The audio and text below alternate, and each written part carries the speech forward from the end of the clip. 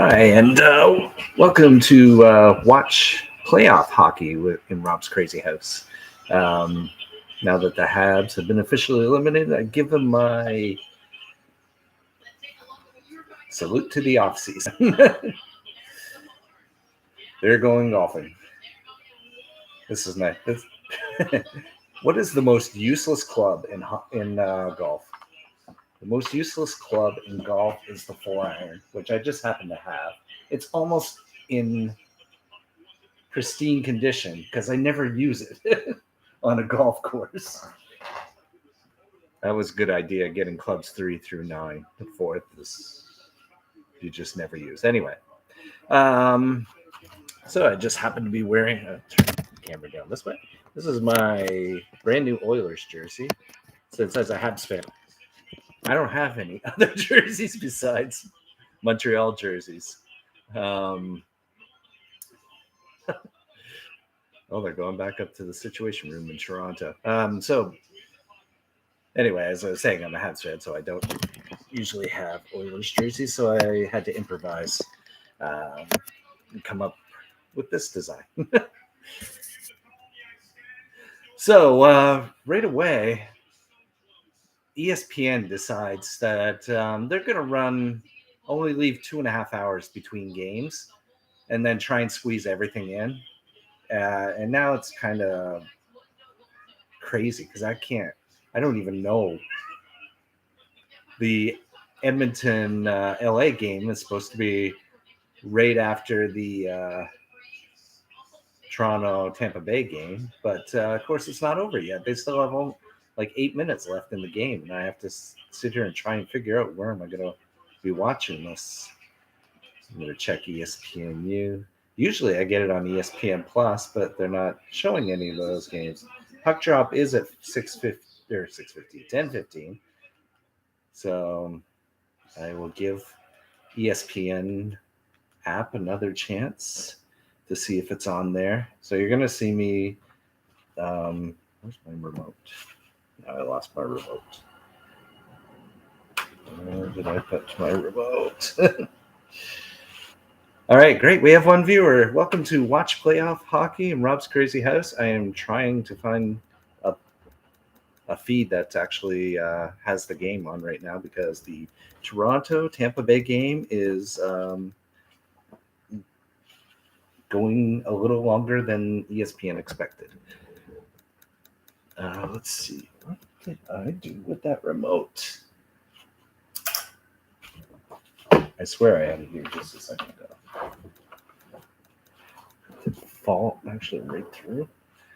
All right, I'm gonna have to try and figure out what happened here. Oh, there it is. Okay, I found it. Okay, let's see. Do they have the game on yet? No. So we're just going to stick with the Leafs game for a little while until I can figure out where I can watch this thing. I know the game doesn't begin until 10:15, so I do have some time before the game starts. So anyway, let's just talk about what's going on right now. We have 2 games. Neither one are actually that close. As a matter of fact, just before I got on here, there was a nice little scrum between Toronto and Tampa Bay that I was watching. Matthews has 2 goals. Marner has a goal. Definitely a big difference between last playoffs. Marner didn't score at all. Matthews only got 1 goal. This game really has been all Toronto. And the special teams have really dominated. Tampa Bay had a lot of opportunities early on the power play, including a 5-minute major.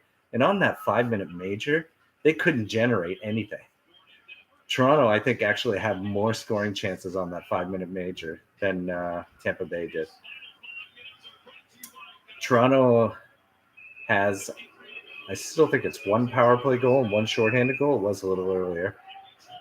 Yeah, I think that 5th goal wasn't a power play goal. So it's that series, like all Toronto right now. Tampa Bay is going to have to really go back and redraw up their plan because whatever they drew up, it was not working this game. The other game is I can't watch them both. So Carolina at Boston. I was noting that it was like 0-0 with like 15 minutes into the second period. Nobody had scored, and then Carolina scores 2 quick goals. They were 3-1, and they scored 2 empty netters, so it ended 5-1. It was a little bit closer than the score would indicate. I believe Carolina's goaltender had a good game, Ronta. But again, I didn't see it, but I just going by the shot clock. So those were the 2 games. Going into this game, this is funny. I'm an East Coast I'm an East Coast guy. I don't get to see these Western teams that often, so this is going to be fun because I mean, the reason I chose the Oilers is because McDavid's so great. But he had such a bad playoff last year, so I want to see if he recovers. And then, of course, Philip Deneau plays for the Kings, and he's a former Canadian, so it kind of made sense for me to do this series. Being from Canada originally, I think I'll have to cheer for a Canadian team. It's been so long since they've won a cup. We have 3 Canadian teams in the playoffs, so that'll be a question for later. I'm wondering which team has the best chance at a cup. I don't know. Leafs look very good in the first game, but you can't really tell anything from one game. And I'm sure Tampa Bay is going to bounce back. So I have to try and find the game again. Let's see if I can find it. Find some place where ESPN is showing this game, because so far I've been. Right here on ESPN2, Connor McDavid and the Edmonton Oilers get ready to face the LA Kings in countdown to puck drop, 8 minutes. So I guess I'll wait.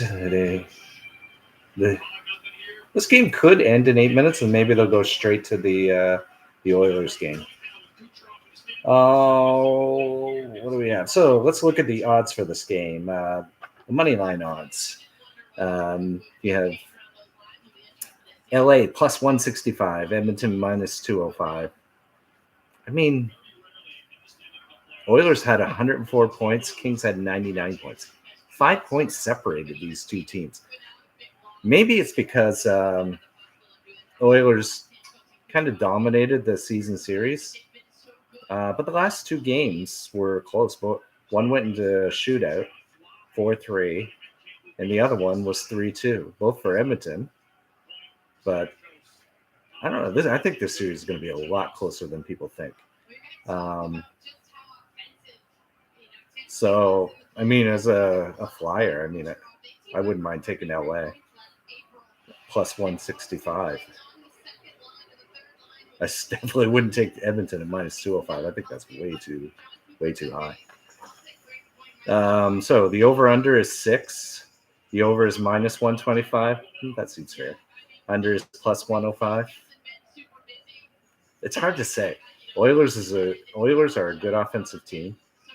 In LA, basically, in order to win, they have to be good defensively. The Quick's had a pretty good year.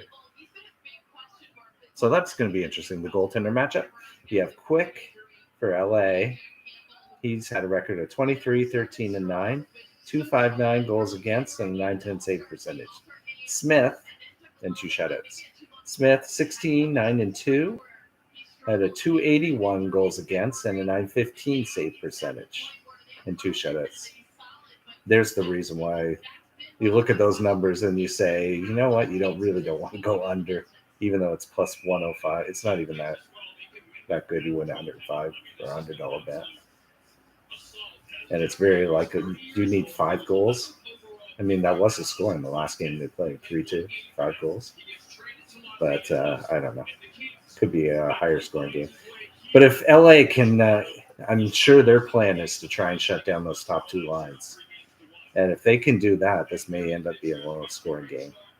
I think my pick, though, is just LA could win.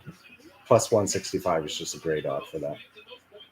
And the puck line, which LA either losing by a goal or winning the game, is minus 145, and Edmonton winning by 2 goals is plus 125.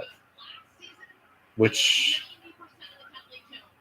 I don't know, it doesn't kind of jive with the first one. where they have Edmonton minus 205. And then you're saying, but Edmonton winning by 2 goals is plus 125. If you think Edmonton's going to win, definitely take the puck line because that is much better odds. How much time do we have? We have about 5 minutes. All right, you know what? I have my Oilers jersey here, but I just can't take it anymore. It's just getting too annoying. But I will pin it up somewhere. Can I put it somewhere? Wait. I know it's a small logo, but that's all I can get off the internet. Put it in here.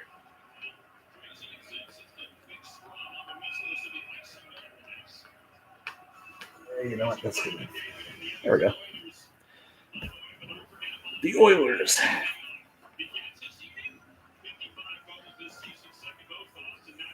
Actually, until they prove me wrong, until the Oilers prove me wrong, I will go with that. Like, in terms of my pool, not pool, bracket challenge, I did choose LA to beat Edmonton.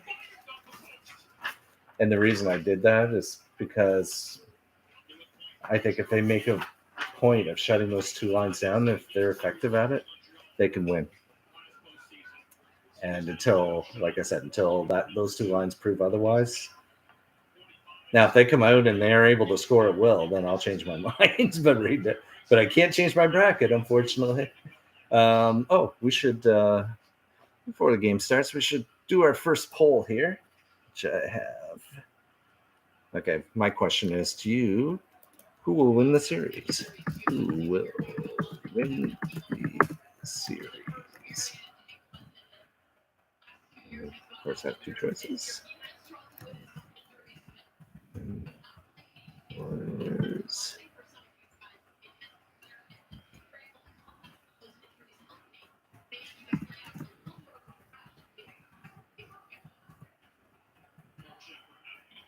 Right. That will be my first poll tonight. Okay, so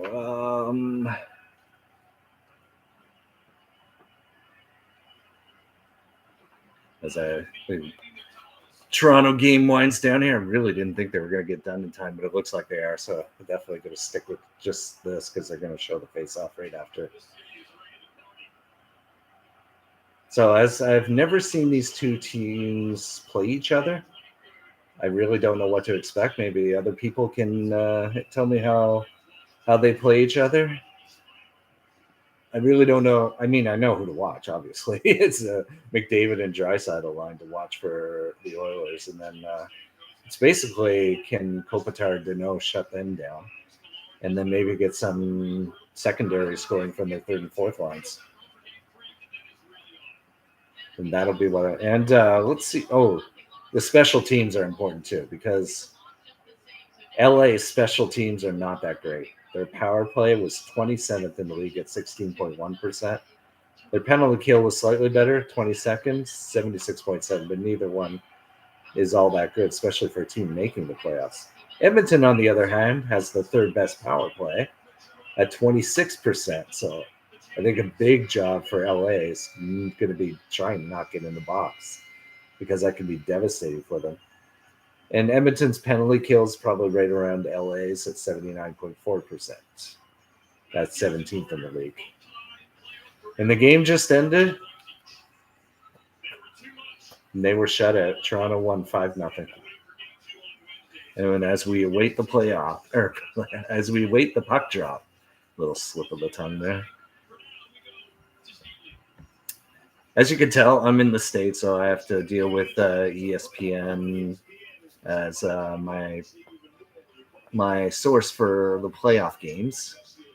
And I imagine in Canada it's probably CBC. 2 people watching now. Welcome. We're just about to get started. The puck drop's coming up in about a minute. You're watching Watch Playoff Hockey in Rob's Crazy House. I'll be doing the Edmonton Oilers and LA King round this round. My prediction for this series, I did think that LA would would win it. This is which one? Oh, that's my coin toss one. There we are. Okay, just looking at my bracket. I just filled it out not too long ago. So yes, I picked LA in 6 games.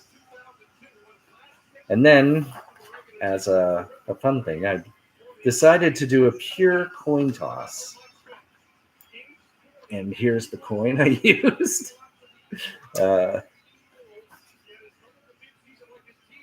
So basically for that, the coin decided that Edmonton would win in 5 games. So take your pick on that. Either the coin is going to be right and Edmonton wins in 5 games, or I'm correct with LA winning in 6. Although I'm still going to cheer for Edmonton because I cheer for the Canadian teams. And we are underway in this game. I got to quickly get familiar with everyone on the ice. Oh, who's that? Number 2? Edler walked in, unchecked, like nobody was on him. Took a shot, pretty decent shot, but Smith swallowed it up. Little 11 seconds into the game, and you've already had a pretty decent scoring chance. I mean, well, they're all fading one side, and Edler just left all alone to walk in from the blue line. Top of the circle, takes a shot, trying to squeeze it between the arm and the body on the blocker side. It didn't quite work. All right. Back in action again.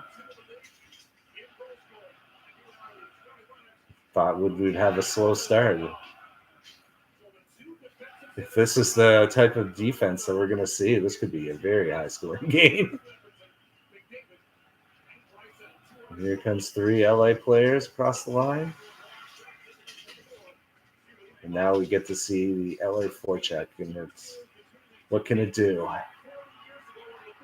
Oh, my God.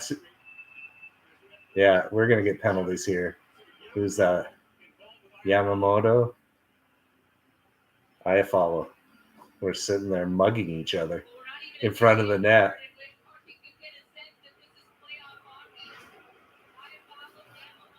You can tell the intensity. I just watched part of the Bruins Hurricanes game, most of the Toronto Tampa Bay game, and the intensity is almost like picked up almost double what you saw in the regular season. These games have been intense already, and we just got started. And I believe this is going to be for LA power play. So the Yamamoto gets it for holding, I guess. So this is what I was talking about. Special teams, Canelo. Oh, shot pass in front of the net. Tried to tip it home, but Smith stopped it. Edmonton's going to try and get it out here. So it's not the LA power play, although I think for them to succeed, getting a few goals on the power play is a good idea. But it's the Edmonton power play that you're going to have to watch.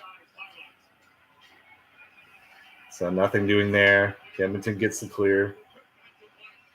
Oh, we got 4 watchers now. Welcome. As always, I have the chat open and a poll up. And LA is on a power play right now. Haven't been quite able to set up yet, and it's cleared again. They had a little bit right at the start. Basically a shot pass that was tried to... Anthony Cia walking in, though. Oh, Smith right there. Covering him down low. Oh, what a shot. Who's 34? 34, Kevliev. That was a good shot. Just popped in and out of the glove of Smith. Smith looked sharp early.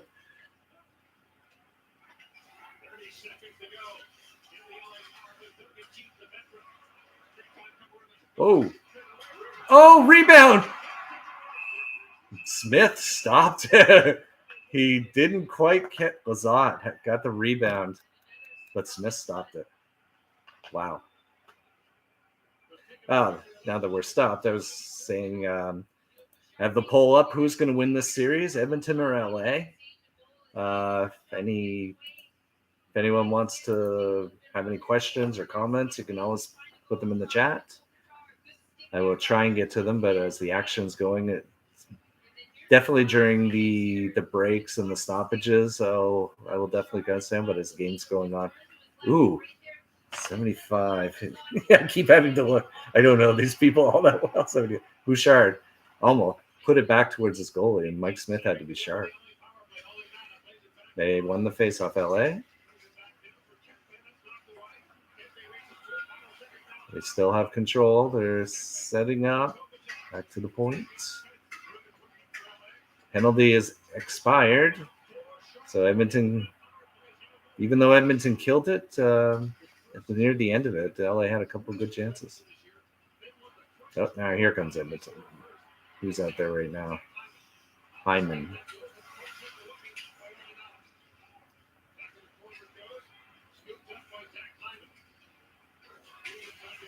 Ooh. Hyman fell, but it didn't look from a hit. Look at the battle there. Now Draisaitl's on the ice. Draisaitl still has it. Takes a shot. It was blocked. LA has it now. Icing on LA. I'm gonna have to hold this paper. This paper has the players on it. Besides McDavid and Draisaitl and Philip Deneau, this is going to be a real challenge for me because I don't see these players that often. I don't know them that well. I mean, I know Kopitar, of course, and Kempe, Anthony Ciu. But you really struggle when it's like the bottom half. Hey, look, there's Brett Kulak, another Canadian. I forgot about. He. Speaking of which, is Nurse playing tonight? I didn't see if he was playing. If anybody knows, you can let me know. I saw he was questionable. It'd be a game time decision. So I'll be looking to see if he's out on the ice. He usually plays a lot of minutes, so if he's out there. McDavid is out there.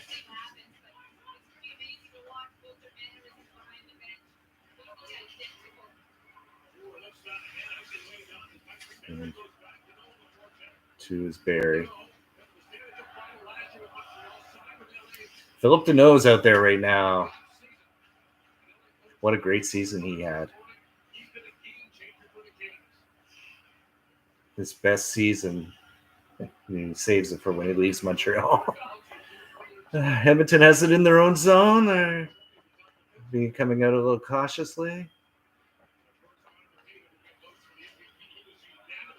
David's still out on the ice. Barry shoots it in. Who's number 10?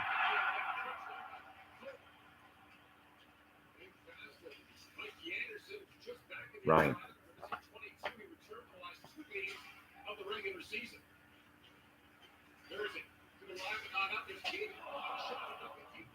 Keith just shot it wide. Oh, there's another great shot. Rebound by Ryan and shot it wide.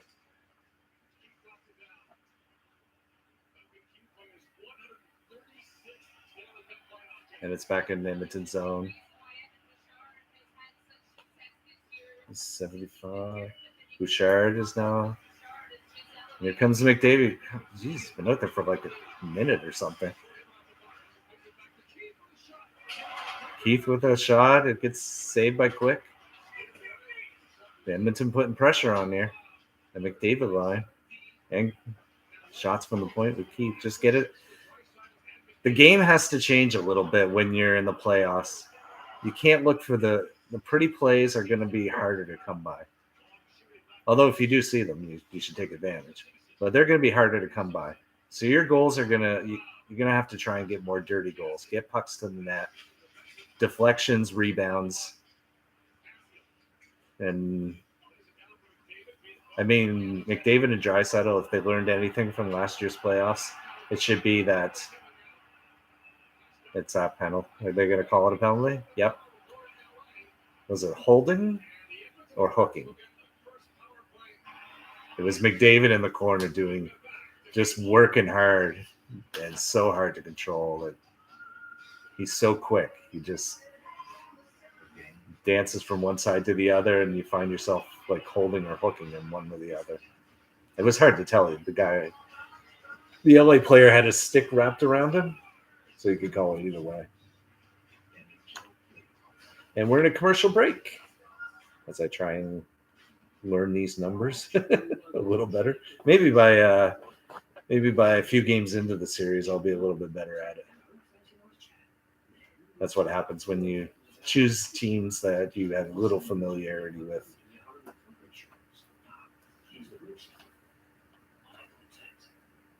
Why don't we look at while we're in a commercial break, look at some of my predictions. Let's start with the West since we're in the West. So we had Colorado and Nashville. I had Colorado in 5. Minnesota and St. Louis. I chose Minnesota in 6. I don't know, just like the way that team's coming together. And Calgary and Dallas. I think I chose Calgary in 5. And I like the way Daryl Sutter coaches the team, and I really do think that way he coaches is more suited for the playoffs. So I think they're going to be as good as they were in the regular season. I think they're going to be even better in the playoffs. And this one I'd already said it's going to be LA in 6. And then to compare, I did a coin toss, and I have the coin to prove it. I have the coin. My coin toss, surprisingly, chose Colorado against Nashville. Chose St. Louis to win against Minnesota. Chose Calgary to beat Dallas, and the Oilers to beat LA. So basically, no, Minnesota was the top seed from Minnesota. So that was the only upset. The rest were, as you would expect, based on standings. And we're back. That's one thing that's going to... Why don't they show the shots on goal? I just like seeing that during a game to see. I mean, you kind of get an idea of how one team's doing. It's just nice to see that. So Edmonton had to chase after losing the face-off, and it's been 25 seconds, and they still haven't gotten into the zone. LA doing a good job there. It was that Kempe with his stick was able to deflect it over the line and offside. So Kempe and Danault. So I'm really surprised that penalty kill wasn't better.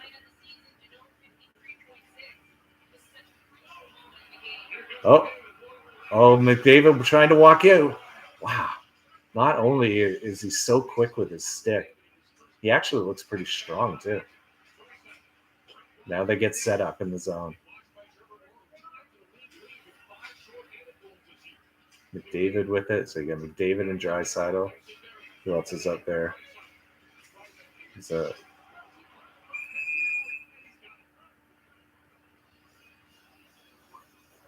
Bouncing puck, but Quick was able to make the save. I believe it's Quick play. You'd be surprised if it wasn't. David walks in, tries to walk in. It was Anderson who was able to keep him from breaking in. Yeah, it's Quick. I just saw his number. Edmonton still has a minute left. Oh, pass to McDavid. Seam pass. Went over his stick. That was close.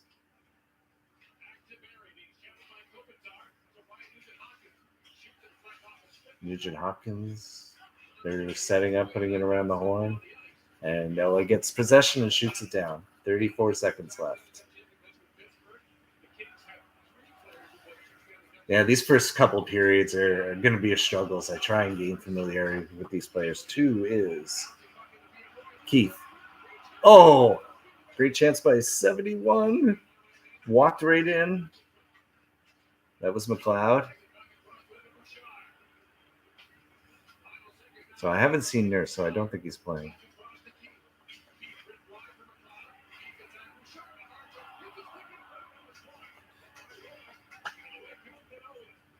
Shot was blocked from McLeod was blocked. I believe it was McLeod who took that shot. Penalty is over. Back to 5-on-5.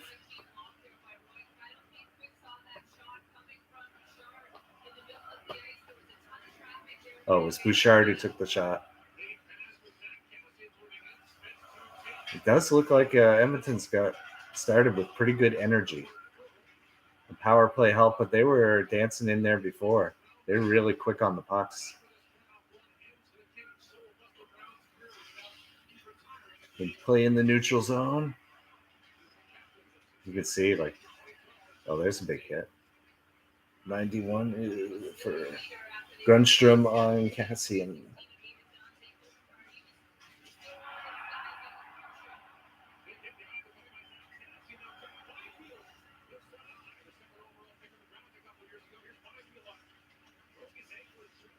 LA in the zone now. It's 55. It's going to take some time.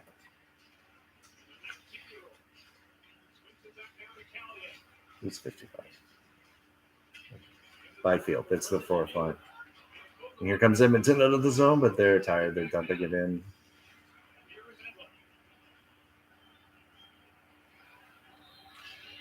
I think instead of trying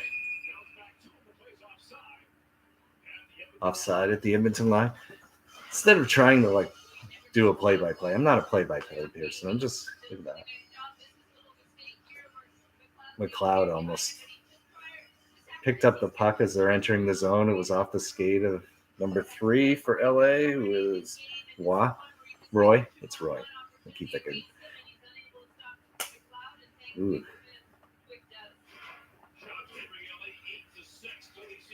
Oh, they do have the shot bug now. It's good. LA's out shooting Edmonton 8-6. Yeah, they did have those couple of shots early. Other than that, though, I don't remember that many good chances from LA.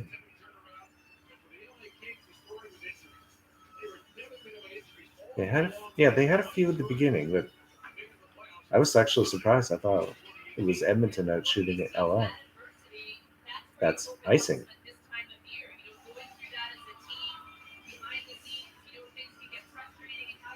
Maybe it's the oohs and ahs of the crowd as Edmonton dances around the zone. They had 2 shots on that power play too, and actually probably more shot attempts. Maybe that's why I feel Edmonton's out shooting.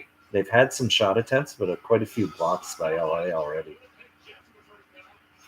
McDavid out there again against Kopitar. And LA just clears the zone. We gonna see a lot of this? LA not gonna take any chances. And I mean, Deneau spoke before the game. I think it was either Deneau or Kopitar, and said that they were going to have to give up a little bit of offense in order to make sure that they were sound defensively.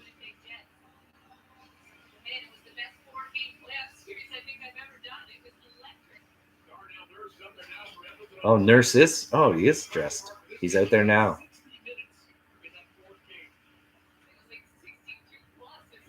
Back in Edmonton's zone. Yeah, he just... How can you miss him? He's so big.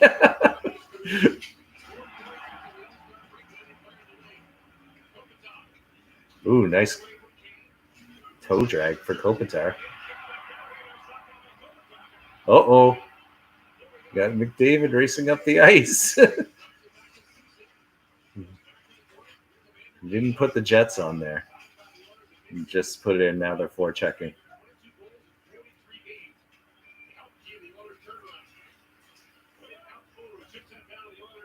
That's more. Put it into Edmonton zone. Mata with a shot. Oh, looks like it got a little deflected there. Now LA's like cycling in the zone. Oh, LA just scored. It was Dano to Moore.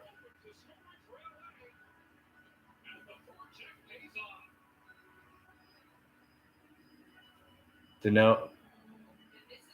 I think somebody else touched it too. Passed it.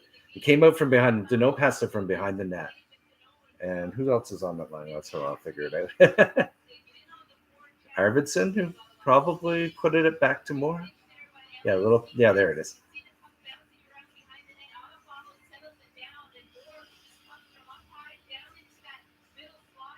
No, it was 19 at Iafallo. Yeah, it was Iafallo out there, so they must have been changing. Iafallo with the pass after Dano got it from behind the net. So Dano with his first point in the playoff as an LA King. And it's 1-0 LA.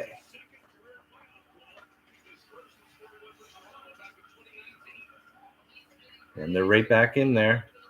But Edmonton was able to get it out. LA still has control. We have 8:40 left. LA won. Edmonton, no score yet. And if you're Edmonton, do you start gripping your sticks a little tighter right now?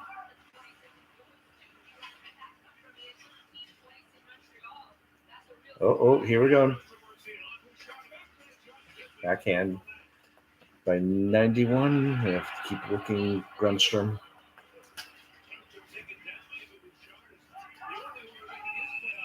Oh, we got a penalty. Hand pass. So not a penalty. I thought maybe it was holding the stick on Grundstrom because he was kind of holding the Edmonton's player stick while lying on the ice. It turns out it was just the hand pass. All right, we're in commercial break. You're watching.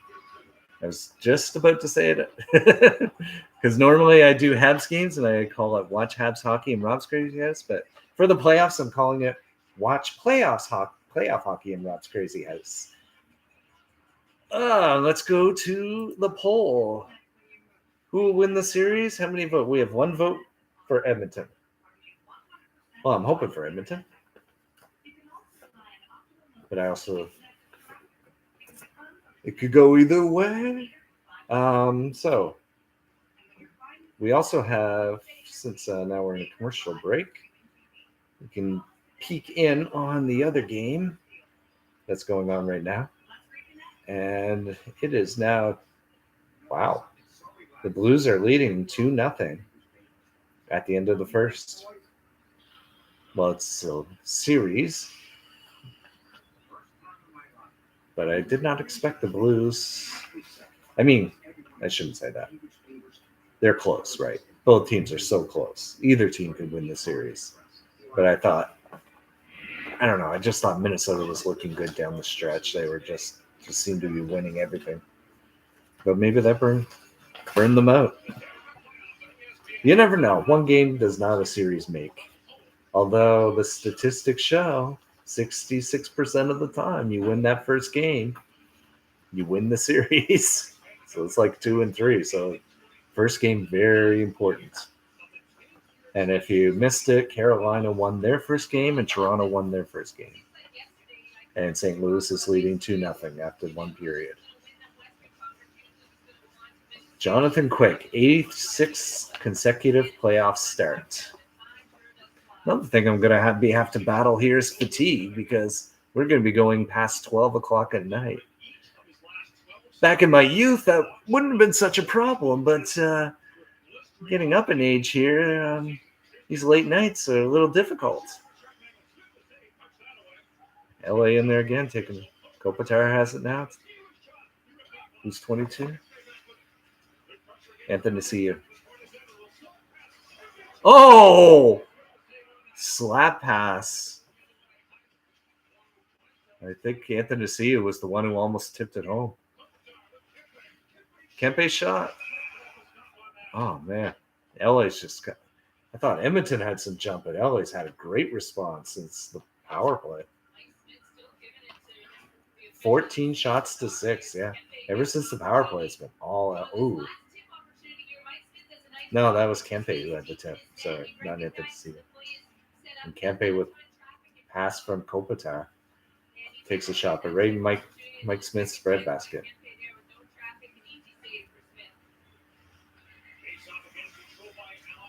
Smith has looked sharp, though.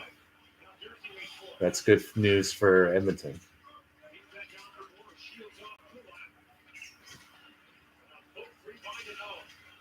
Dano out on the ice with his former teammate Kulak. Still in Edmonton zone.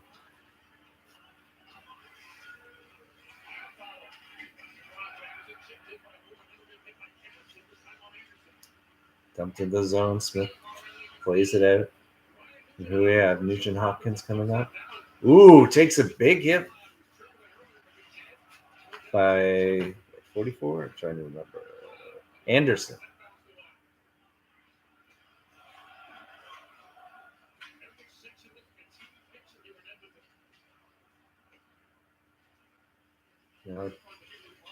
Edmonton trying to work it in the zone, trying to get it with control. Quick just covers little backhand shot. Nothing, no trouble for Quick. He just covers it. So we're game one. The playoffs have started. As a non-fan of either team, this is what is the one thing as a when you're not a fan of either team that you root for in the playoffs? In a game. When you watch a playoff game and you're not a fan of either team, what's the one thing you root for? Guess what? It's for overtime. That's what you're hoping for, overtime. Overtime is the best. When you have when you're not a fan of either team, you love to see overtime. Even when you're a fan of a team, you still deep down, you kind of want it to go to overtime. You're certainly not you're fine if your team wins in regulation. But deep down, it's kind of like, yeah, I'd like them to get into overtime, especially if they're behind. But when you're not a fan of either team, like it's not your team, then you definitely want to go into overtime because it's definitely so exciting. And then things like Game 7 overtime or series-ending goal on overtime are just awesome. That's what the playoffs are all about. That's what I live for. When my team doesn't make it, when they're doing this in the off season, when they're taking this and going out, that's what you hope for. And we're in another commercial break. They're repairing the ice. There's some damage done. Why don't we look at the East now, since we have a little time? So which one am I looking at? Okay, here we are. In the East, we have Florida, Washington, Toronto, Tampa Bay, Carolina, Boston, and Rangers, Pittsburgh. So Florida's just, I think, too good for Washington to beat. So I chose Florida. But I did say it was 6 games. I mean, Washington's no pushover, and they've been there before. A lot of their players know how to play in the playoffs. Toronto and Tampa Bay. I did choose Tampa Bay in 7, so I hope I'm not going to regret that. I mean, they looked awful this game, first game. I think when you really have a bad game like that, though, it's kind of easy to come back from. But they're going to have to go and look at the tape and stuff and see what happened, because that was just an awful game. Carolina, Boston. I mean, Carolina looked good. Just really limiting Boston's chances. And they both kind of play a similar style. I said Boston at 7. I think that is a coin toss, by the way. And then Rangers, Pittsburgh. Just from the Rangers are young.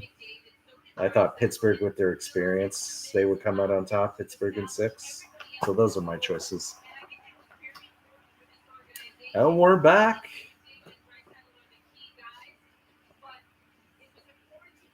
So does Edmonton have an answer for LA's push right now? I mean, they were right before this break. They started putting a little pressure on. But I think they need to spend Either get more chances off transition or spend more time in the zone. We have McDavid on the ice again with his line. It's McDavid, Kane, and Puljujärvi. Yep, Kane's out there. See, Kane's the one person that I can recognize pretty easily. I don't know why. It's the mustache or a goatee. McDavid got thrown out. LA gets control. It's a stone-like face. That's it.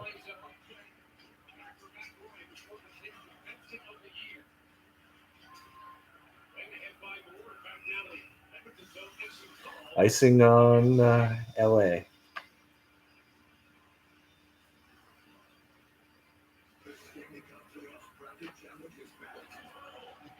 Whew.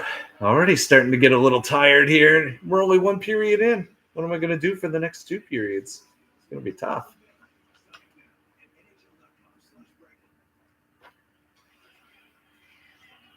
Well, there's a little mugging there going on. 75. Bouchard. Okay, I'm going to remove it. LA clears again. Bouchard takes control. And that gets deflected in. Ooh, big hit by 19.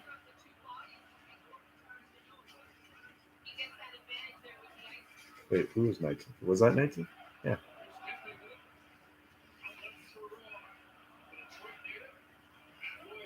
Or maybe it was 18. Hyman. 18, 19 look pretty similar. Anyway. Oh, Kempe has it. Oh! Kempe.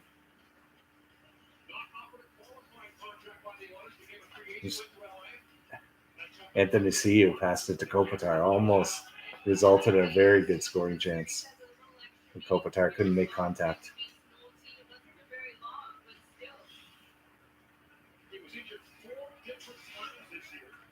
Here comes Anthony Ciu winding it up.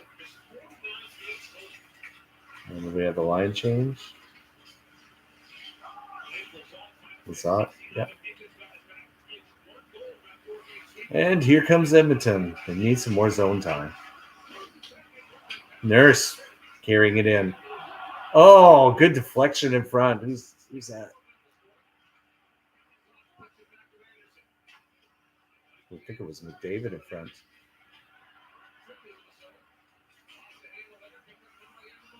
Yamamoto with it. They're Edmonton. Ooh, kind of flubbed the shot. Ooh, look at the strength of McDavid. Not only is he like quick with his hands and his feet, but he's also able to push people off of him. Oh, looks like they're almost double shifting the McDavid line. They're right back out there again. Either that or they've been out there a long time. Here comes McDavid again. Oh!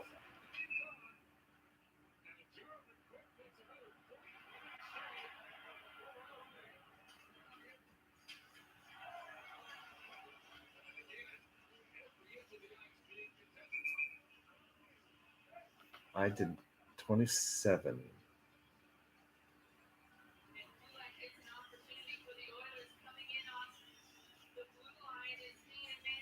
Oh, that's Kulak. I've been so used to Kulak being 77. I didn't realize he was 27. Okay, that's who it is. He just got tackled in front of the net. Deflection by Yamamoto. Kane's right in Quick's face. And then McDavid here to Kulak.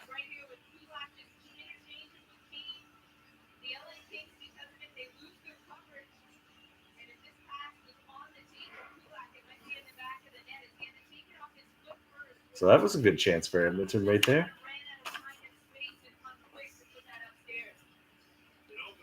Having a face-off to the left of Quick.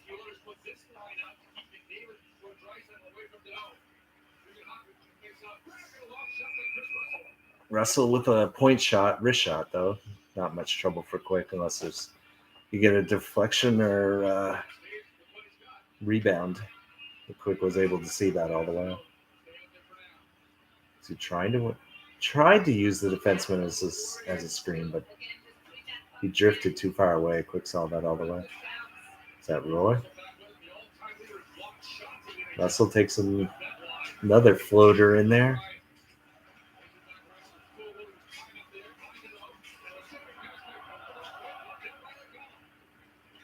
Here comes Iafallo and Moore back in.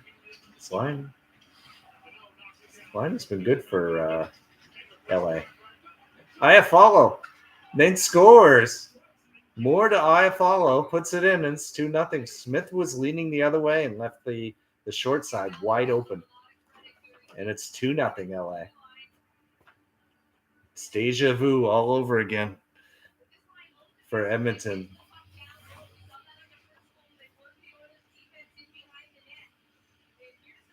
Oh, that doesn't get out. Put it down. There's Moore behind the back pass to Iafallo, who's waiting right there, and Smith is off going around anticipating Moore coming the other way and could not get back in time. Good play by Moore.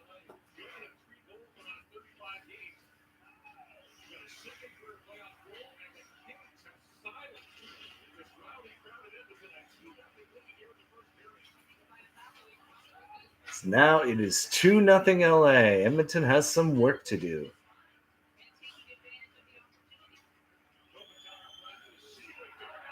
Oh, Nurse just leveled Anthony. See you later. See you in the middle of next week. Oh, that's a definite penalty. Dragged him right down. No call. Wow. Kopitar almost walked it. Oh my God, Smith, what are you doing? Smith. I'll just one hand this with a Kopitar walking right around me. Wow. Is that icing, or he could have played it? Yeah, he could have played it. No icing on the play.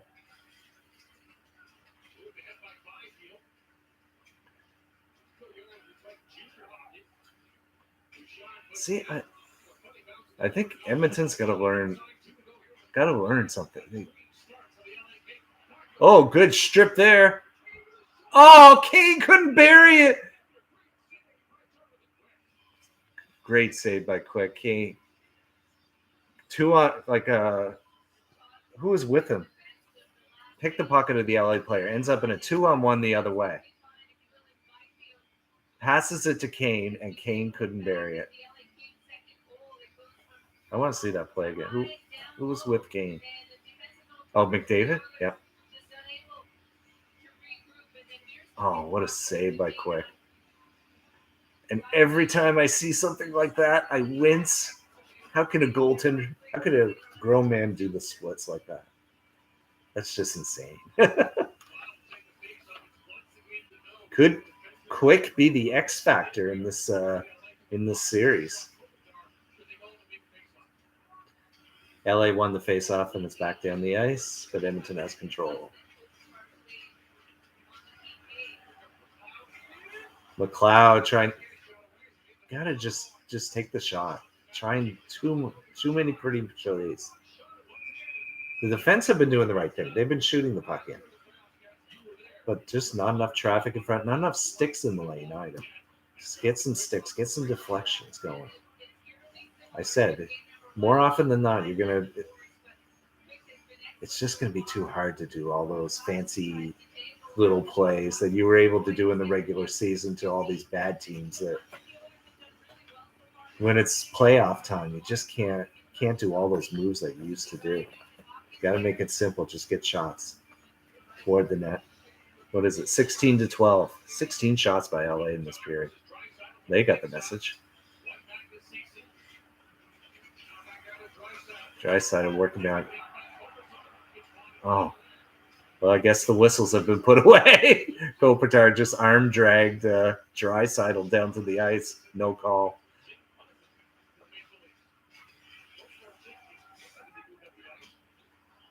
back into LA's zone, but they have control. We have 1 minute left.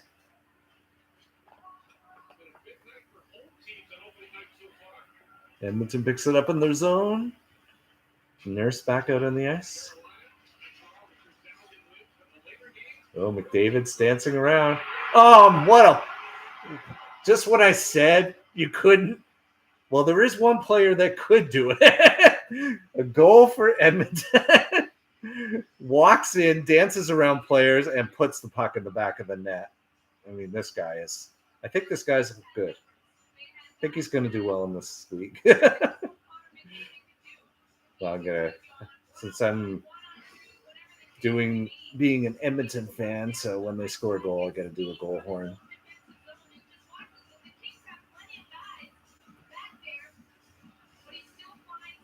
Got to turn it up. Goal for Edmonton, McDavid. Who I think was left off the score sheet last playoff, or at least the goal score sheet. Now it's 2-1, and now we have a game back again, which is good because I don't want this to be a blowout. I'd rather have an exciting finish to this game, hopefully in overtime. I mean, that release. Look at him dance around 3 LA players, and he just walks in to the slot and rips it home. What skill! This is why I chose this series. Being able to watch a goal like that. Now, hopefully, this gives Edmonton some life. Maybe they're not so down. Oop. Here we go. Oh, that was blocked. And that's it. The end of the period. Well, it was looking bad, but McDavid just decides to take it on himself. And next thing you know, it's 2-1 LA. Walking through 3 LA players and just putting it in the back of the net. And we have a 2-1 game. We have a hockey game again at the end of 1. All right, so I think the first thing I'm going to do, since I can, is actually just go to the other game and see what's going on there. So we're going to do a live look in. St. Louis 2-0 on Minnesota with 10:44 left in the second period. So I'm going to watch this for a little bit. Now, I have no information on these guys, so I'm just going to have to go by who I know. Looks like penalty for Minnesota on Joe's. Ooh, there's the slash. Oh, it's going to be 4-on-4. Oh, so it's not a penalty. Interference and a slash.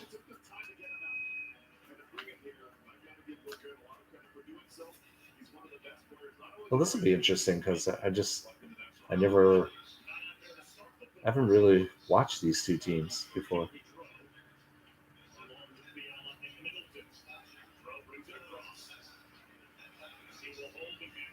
So Minnesota brings it into the zone.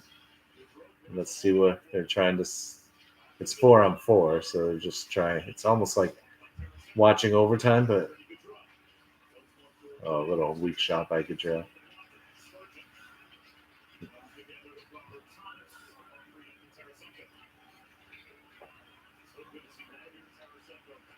Yeah, Vladimir Tarasenko, but he's changing. St. Louis with control as the change goes on. Oh, he bounces right back out. St. Louis player, it was just got his back leg clipped and fell awkwardly. But it wasn't intentional. Kaprizov with it now. Kirill, dollar bill, Kaprizov. I like the throw better, to tell you. Kirill the throw. But I guess it's now Kirill dollar bill.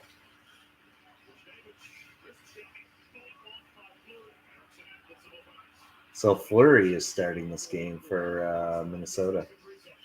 That's an interesting call. I know Fleury does have the playoff performance thing in his favor, which may be why they decided to start with him.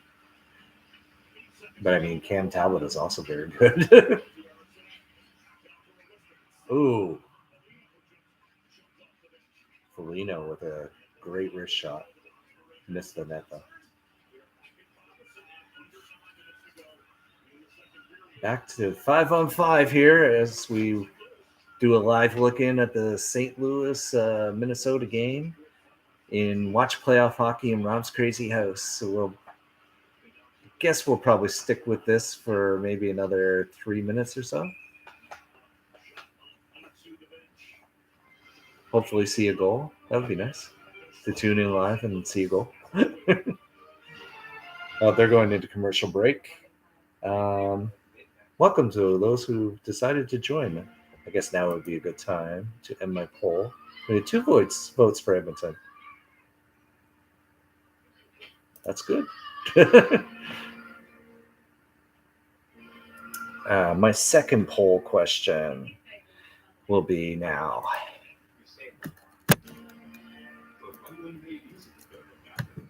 How many games will the series go?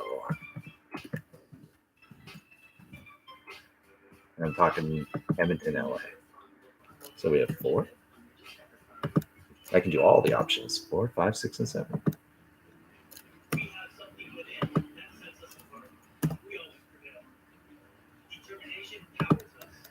There's our new poll. How many games will the series go?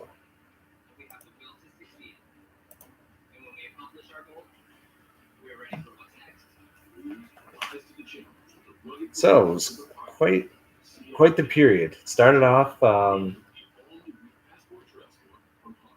had a little bit of pressure in the beginning. Edmonton was able to start putting on pressure, which generated a power play, and then couldn't score on the power play, and then LA really put the pressure on. The Deneau line has scored twice for LA, and then after LA scores 2 goals, Connor McDavid steps on the ice and decides, you know what, I'm just going to go score. Walks through 3 LA players and puts the puck in the back of the net. And that's your first period in a nutshell. And we're rejoining the LA St. Louis game, or LA Minnesota St. Louis game.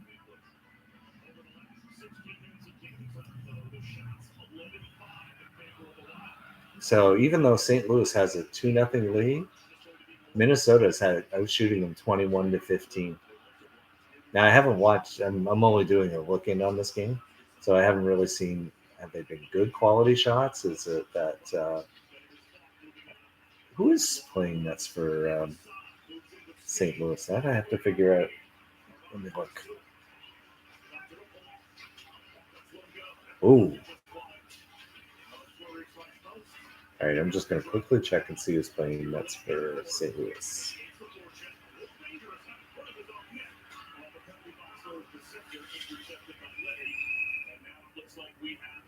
Oh, Huso.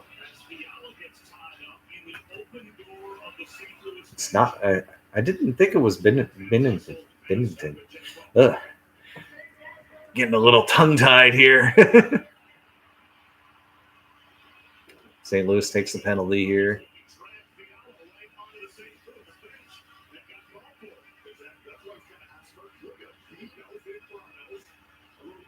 Oh, it's Perron who gets the penalty. What was it? Holding the stick, I think he said?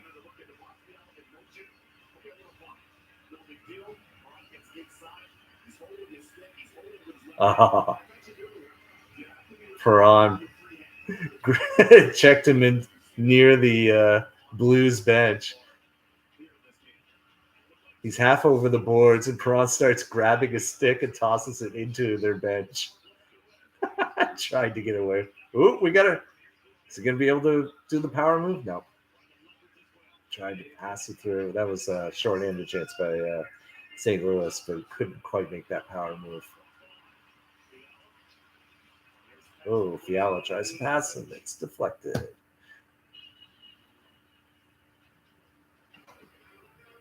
All right. They're going to quickly turn it back and make sure I think we're still in intermission. We should be, yeah. Tomorrow's lineup: Penguins, Rangers, Capitals, Panthers, Predators, Avalanche, Stars, Flames. Stars, Flames game. That's one I'll be tuning into. I'll have to decide which one of the other games I want to watch. Who is it? Capitals were. Oh, Capitals, Panthers, and I'll probably watch Rangers, Pittsburgh. Got a lot of Rangers fans in this neck of the woods. Post by Minnesota on the power play.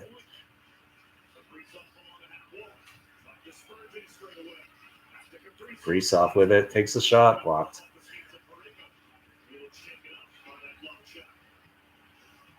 Minnesota with control. Oh my God!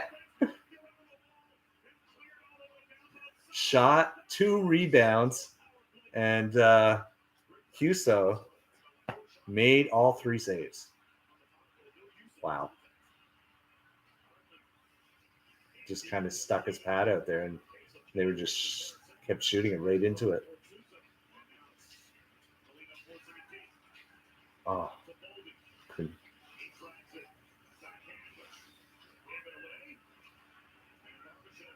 nothing doing there.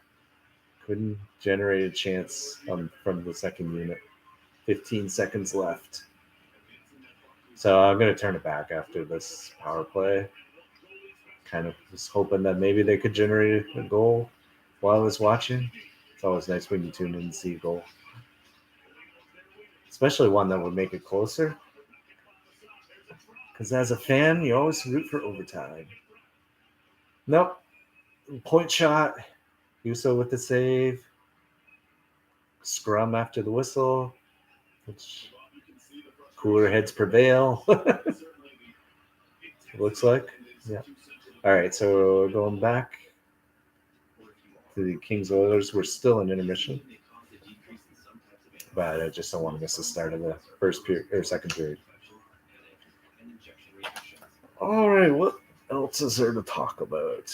Oh, so so the first game to start was Boston, Carolina, but the first goal of the 2022 playoffs was scored by Jake Muzzin of Toronto. Just an interesting factoid there. Last I saw, I stopped counting. Tampa Bay went over 5 on the power play. So they're going to have to regroup a little bit. Let's see what we got here. We have 1 vote for 6 games. You know what I'm going to do? Since we got some time, I am going to take a little break. Gets a little dry after a while.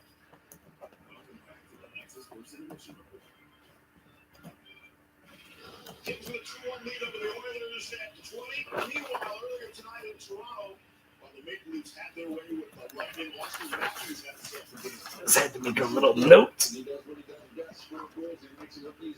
And to be able to see the penny that I used whilst I'm taking a break and I will need my water. So I'll be back in a couple minutes, and we'll hopefully have the start of the second period.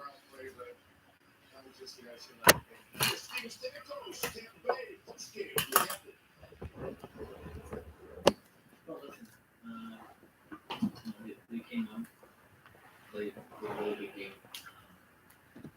Sometimes you got to give the other team credit.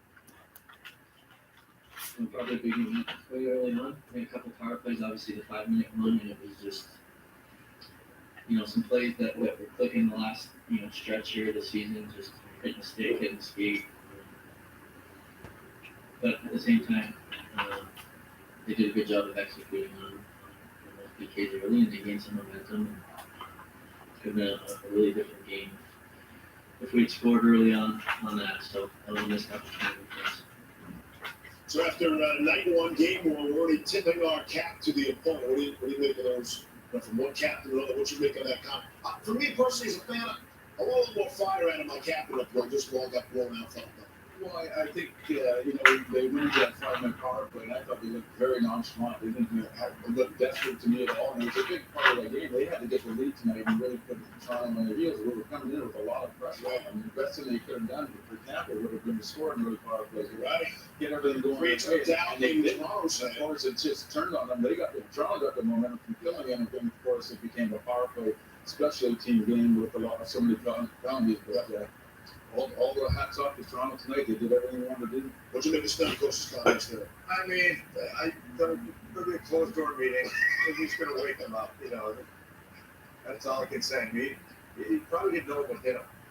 That was a game where they had their chance early with the penalties and didn't capitalize, and then results went out. And maybe what Stamkos is saying there to us is not what he's saying in the room I doubt to the rest of the team.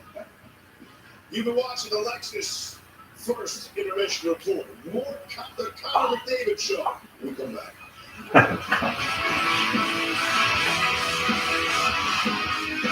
So, you can get free Samsung Galaxy S22 when they trade the Galaxy. Any year, any time. All right. So you can take it over from you can just go and love every minute of it. Trade it in for something new That's right. then enjoy immediate success. All right. I'm back after wetting the whistle a little bit. Get a free Samsung Galaxy S22 with any Galaxy trade. Any year, any condition. Only from AT&T. So, just want to encourage people, if you have any comments, questions, or don't be afraid to type something into the chat. That gives me something to talk about while I'm here. I definitely do not mind.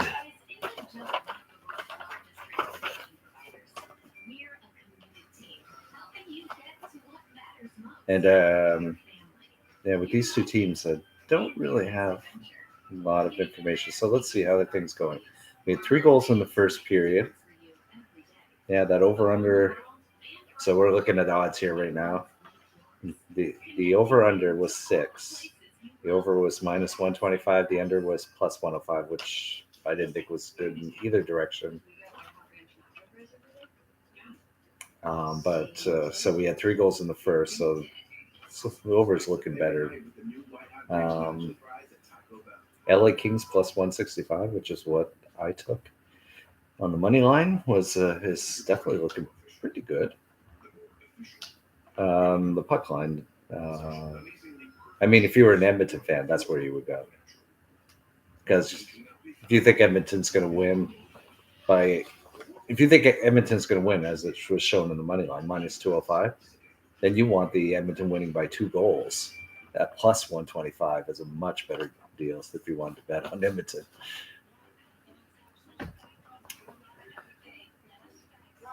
By the way, the head-to-head between these two teams, early in the season, they played 2 games early, and Edmonton the first game, LA won 5-1. And then the second game, Edmonton was able to win 5-2. The last 2 games were really close, and they were recent. Edmonton wins 4-3 in a shootout, and then these are both near the end of the season. Then Edmonton wins 3-2. So Edmonton won 3 times of 4. But I think the LA that they're facing is more like the LA in these last 2 games.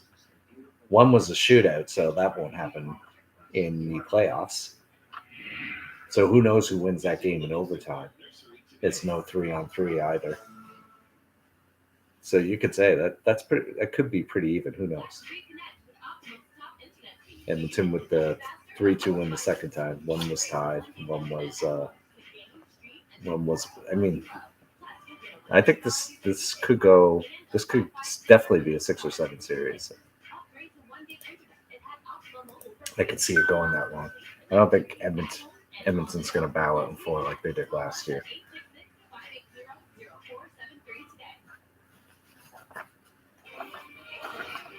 What do you think of they had they did an interview while I was on break. They did an interview with Stamkos about what happened to Tampa Bay in that game. Because basically they had a bunch of power play opportunities early and they couldn't cash, and then it was all Toronto after that.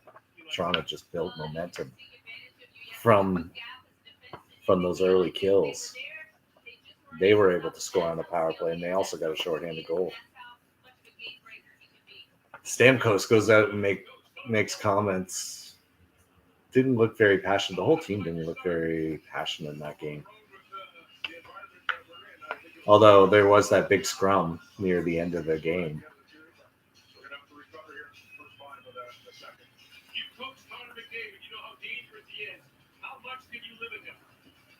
They're about to start the second period here in LA, Edmonton. You're watching Watch Playoff Hockey in Rob's Crazy House, and we are underway. I'll get back to Toronto, Tampa Bay. In talking about that scrum, there was a Tampa Bay player who got lacerated in the forehead. There was a lot going on. Here comes. Oh! Mike Smith just blocked a pass to Kopitar, saved a goal. LA just passing it around.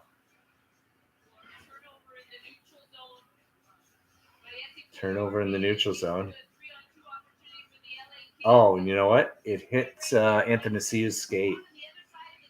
It wasn't Smith who blocked it. It was Anthony with his skate who blocked the pass to Kopitar. Otherwise, Kopitar's looking at a wide open net. Deneau line back out there.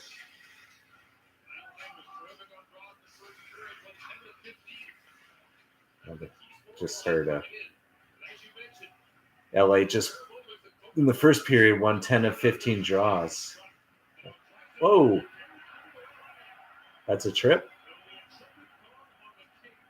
I didn't see the stick. I thought he just fell himself. I was wondering how he just fell down. But IFL gets a tripping call against, was it Draisaitl? Yeah, Draisaitl. Really? I don't think he was tripped. I think he just slipped.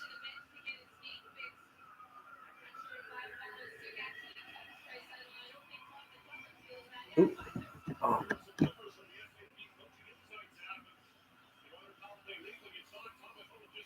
Just realized my power wasn't plugged in. I almost lost my computer, almost shut down.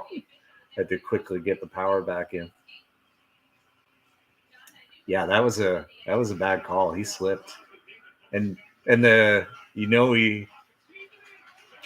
slipped because he's getting his skate checked when he went back to the bench. But they're on a power play. Oh, Draisaitl with an excellent opportunity from Hopkins, Nugent Hopkins. Yeah, Quick has it right in the slot. Hopkins down. Nugent Hopkins down low, passes it to Draisaitl in the slot. It's that bumper play, right?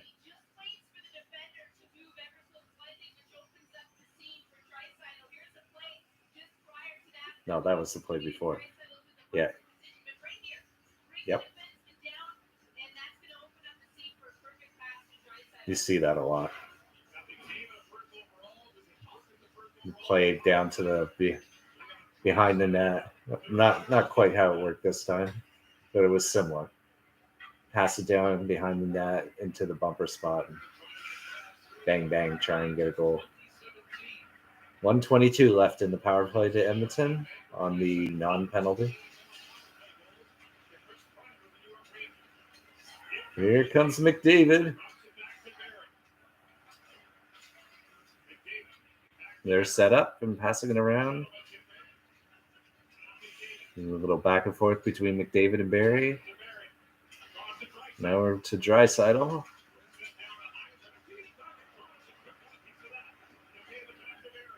They keep control, but it wasn't. Hyman down low. Tried just to get it on net to Quick, and Quick made the save. Oh, to Draisaitl. Oh, what a save by Quick. McDavid to Draisaitl. And Quick was there. Wow.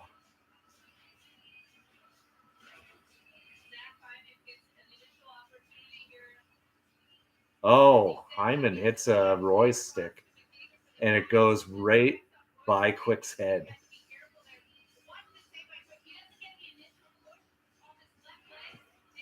Yeah, Quick just dove across with his body and blocked. Ooh.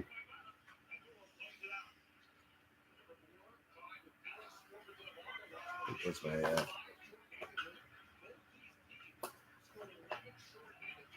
just reminding myself who's who on the ice. Here they come again. We got 17 seconds left. They get set up. Bouchard suits, but Quick saw it all the way. Remind myself, 75 is Bouchard. I keep checking. I've checked about 4 times just because I can't remember. Oh, this is the seam pass from McDavid to Draisaitl. Oh. Quick is probably the best battling goaltender. Oh, Keith with a shot. It was tipped by Yamamoto. And we have a goal. It's a tie game.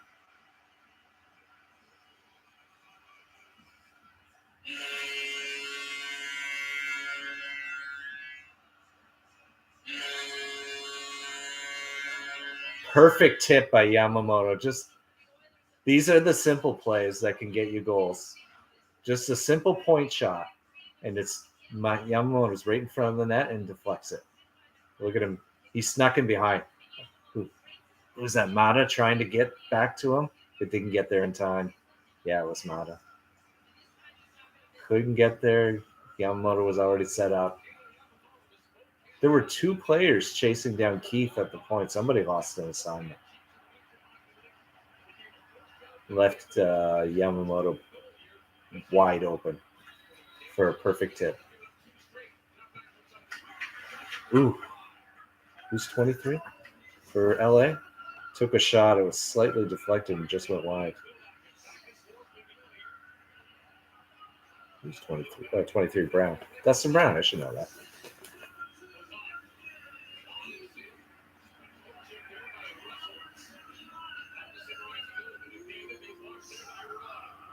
David with it. Is it still offside? Yeah. But they tag up. LA's come back out.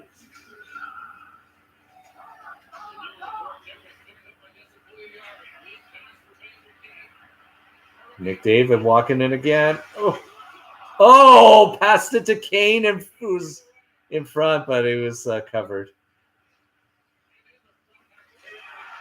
Oh, they did score.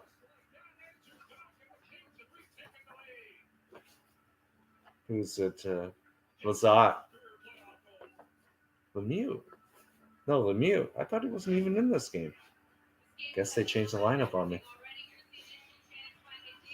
And now it's 3-2. Okay.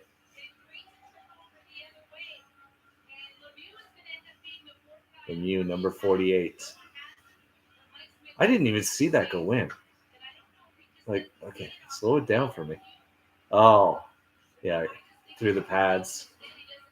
And then bounced right back out. That's why I didn't see it go through the pads. I think, oh, yeah, Smith looks like he thinks he should have had that one.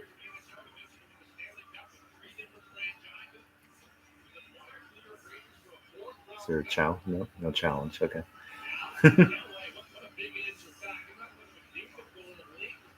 So I got to change my card. Somehow Lemieux got into the lineup. Because last I saw, he was supposed to be scratched. And here comes Edmonton. Look, we already have 5 goals. Remember the over-under is 6. Oh, big. Simple shot. Point. Deflected. Good chance there. That was Yamamoto again.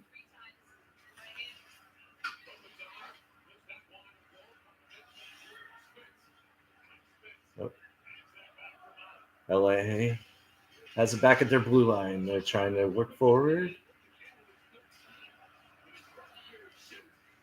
Blocked by Nurse.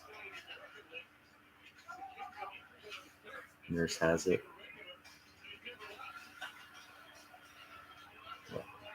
Uh-oh, that's a penalty. There's no doubt about that. That's hooking. And the Kings go on the power play. Is it Fogle? Oh, 93. That's Nugent Hopkins. I believe, 93. Yeah. That was off Roy. That was close. Shot from the point.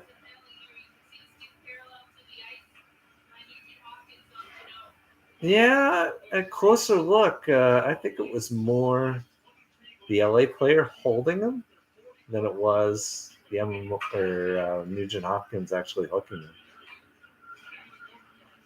So, well, they each got a power play from what might be a questionable penalty. In real time, though, it did look like a penalty. I could see why they called it. They don't get to slow it down, unfortunately. LA with control here. Oh, Smith. That almost went through his pads again. And Edmonton clears. They worked it around and got a shot from the wide side of the circle. Edmonton clears again. 1:10 left on the power play. It's definitely a must kill. Ooh, good stick there. Can't see the number. Ooh. See, if I have familiarity, Hyman. It was Hyman with a good stick at the blue line. Didn't allow LA to come in. And then they cleared again. LA pushes it into the zone, and Edmonton pushes it right back at. See, you can tell I'm already getting tired. It's a little bit past my bedtime. Oh, one too many passes, I think. 55. Remember, Byfield. Moore had it in the slot, and he tried to pass it. Draisaitl with it shorthanded. Still 12 seconds left. That was pretty easy save.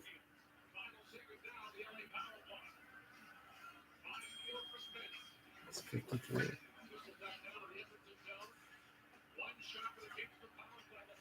Oh, 53 is defense. I got to pay more attention to the game instead of trying to figure out who's who on the ice. Yeah, Nugent Hopkins finally back. The penalty's over. They just hit the crossbar, LA did, and I wasn't watching. Here comes Brown.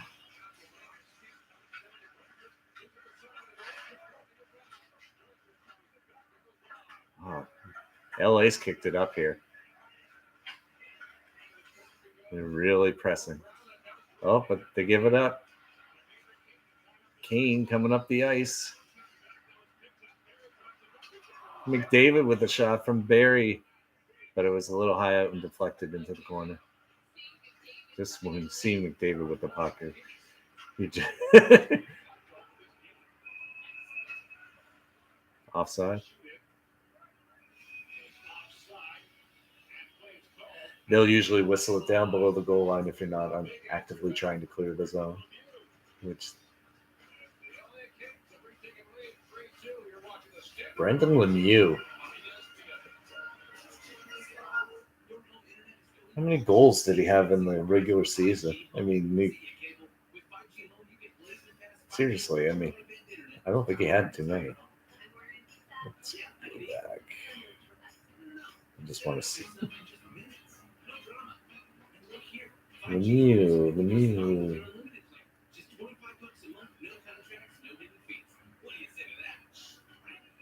Oh. No, I have to. It won't tell me his But we use game stats, not as season stats. But what, maybe 10, maybe 12? He comes in the playoffs, scores a goal in the first game. Let's see what's going on in the poll. So it's still only one vote. One vote for 6 games. Well, actually 2 votes because I've also said 6 games. In my coin toss, I have 2 of them. So my coin toss said 5 games. And if you're wondering how I did a coin toss for the number of games for the bracket challenge, which I did, I think maybe next year I'll have to sit down and do a video doing my picks and then the coin toss picks. The coin toss picks for the number of games, basically I just did 2 coin tosses. And I chose heads was 4 games, heads tails was 5 games, tails heads was 6 games, and tails was 7 games. And that's how you choose the number of games from a coin toss. And don't even ask me how I got the number of goals in the final. I was like, how am I going to do that randomly? So I came up with some system based on 5 or 6 coin tosses, and I ended up with 22 goals for the finals. The number of goals in the finals, which of course is crazy because on average, I think this year every game had 6 goals or something like that. I forget, it was ridiculously high. So if you have even 4 games, if you average 6 goals a game, it's 24 goals. But I had to use some method. That's what I did. We are back. Edmonton has control. Draisaitl with the shot. You know, these jerseys, the numbers are for Edmonton. The numbers are really hard to see.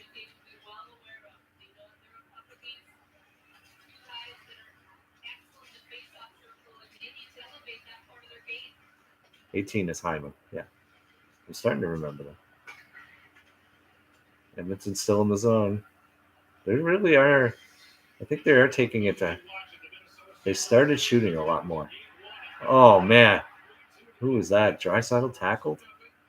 Tackling is allowed? It's Hyman again. Round the world.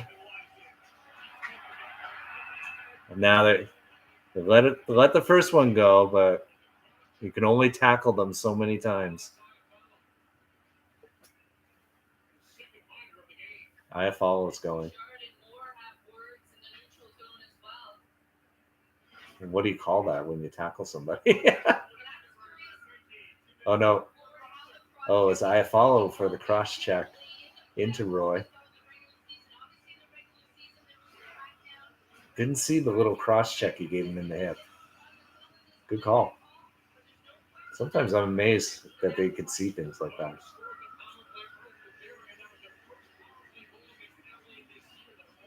Speaking of that Toronto game, or speaking of penalties, that Toronto game was just insane with the number of penalties they had. False start. That was the other game I watched tonight. Although I didn't do a stream about it. I can't imagine doing 6 straight hours of hockey. Trying to talk the whole time. It's tough enough doing one game. It's fun, but it's definitely taxing.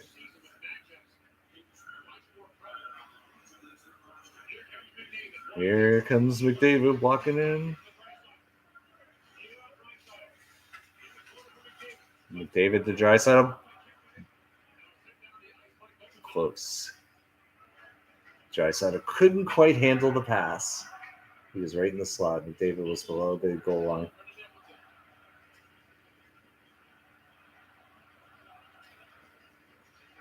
And they come across the line again. McDavid clean in.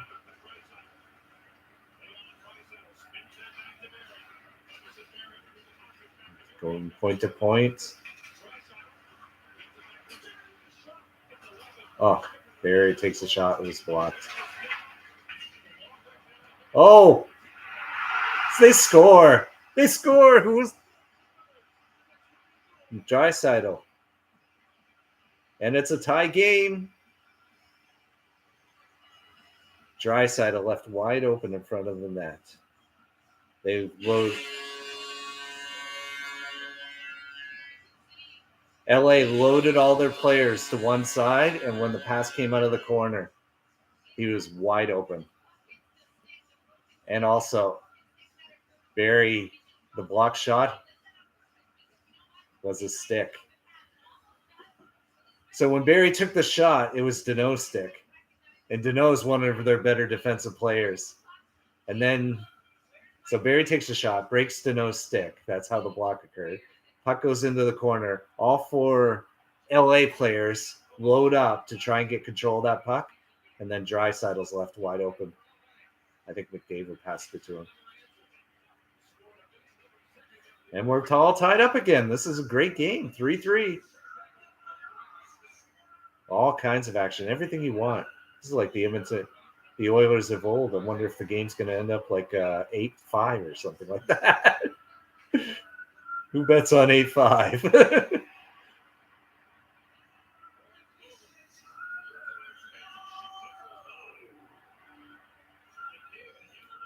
Here comes LA again. Another broken stick. Nurse picks it up in their zone. Everyone's changing. 9:13 left. All tied up at 3. This is a pretty exciting one. I'm glad I chose this series. Here comes McDavid dancing up the ice. Oh, can he slip players or what? He just like kind of somehow gets right by them into the corner to forecheck. The more I watch this guy, the more he impresses me. Oh.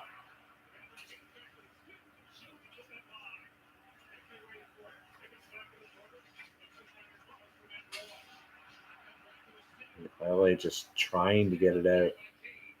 And here they come, though. Oh, Kempe tried to center to Kopitar, but it was picked off. Kane shot. McDavid right there. Oh, another chance at a sharp angle with a little hole. Kane took the shot. The puck came off the boards right at the goal line, and there was some daylight. McDavid tried to shoot it. Couldn't quite make contact. Smith with the save on Anderson as they try to generate something off the rush. All right, we have 7:51 left. Watch playoff hockey in Rob's crazy house, and we're in for a good one here. 3-3, Edmonton, LA. The momentum has been shifting back and forth. LA originally took a 2-0 lead, and from the line, the Philip Deneau line. So McDavid walks onto the ice and says, "Enough of that." Comes back and just waltzes through 3 LA players and scores. So then we have a 2-1 game come here in the second period. We tie it up at 2.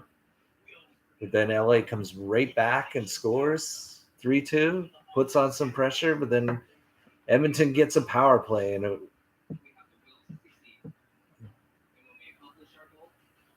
I don't think that was oh, yeah, it was a power play goal. Right? Am I losing it? Am I losing it? I believe that goal was a power play goal. Yeah, IFL got the penalty. No, it wasn't. I don't know. Yamamoto got a power play goal. That was the tying goal. Yamamoto 2-2. Then Brendan Lemieux for LA comes right back and scores. And then Draisaitl. I'm pretty sure that was a power play goal. If not, it was right at the end of the power play. There was a shot from Barrie from the point, broke the nose stick. The puck goes into the corner. All four players chase it for LA, chase it into the corner. And McDavid passes it right out in front to Draisaitl, who's all alone, gets to pick his spot, and scores.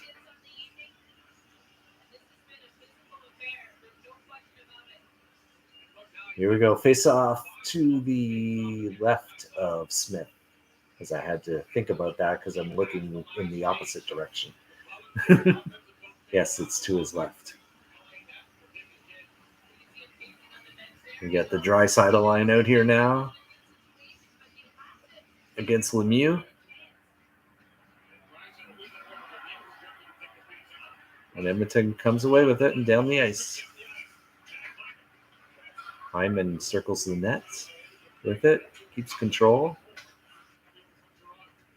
Here's Draisaitl with it now.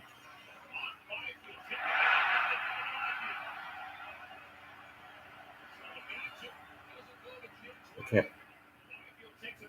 Is that really a penalty? I mean, you can't just call it every time somebody falls. We call it holding. Let's. Oh yeah, okay. I missed that. He reaches around with his free hand. They're gonna call that, yeah. Yeah. Draisaitl was about to go by him. And he reached out with the free hand to make sure he doesn't. Just pushed him. But when you reach with the hand, that's when they get you.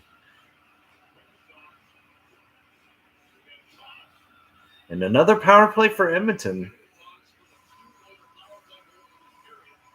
2 power play goals already and a chance for a third. Oh! Nugent Hopkins with the chance. It bounced right out in front for him in the slot, and he just took the shot. Here comes McDavid. Is that Barrie who's on the point? Do they usually have him on the point? Looks like it. Hyman tries to pass it over, and then who is it? Draisaitl pushes it to Nugent Hopkins, who just rifles a shot. Quick with a save, though.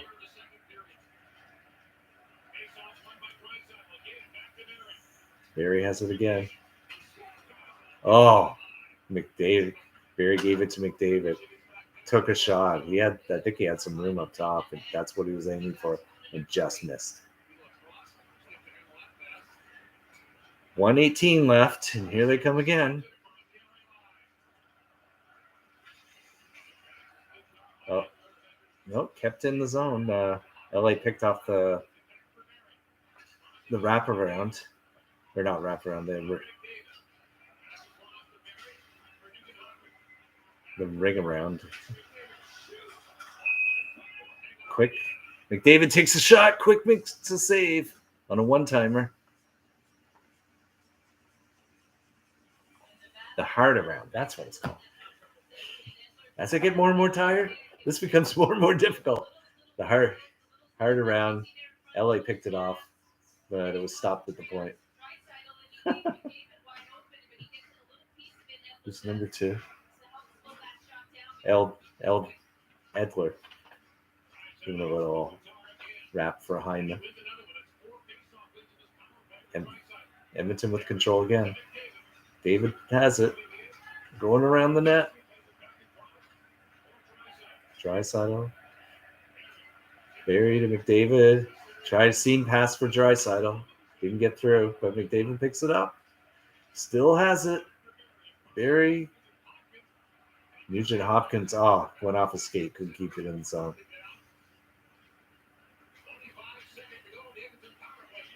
Nugent Hopkins walks in. McDavid's still out there. The Draisaitl's still out there.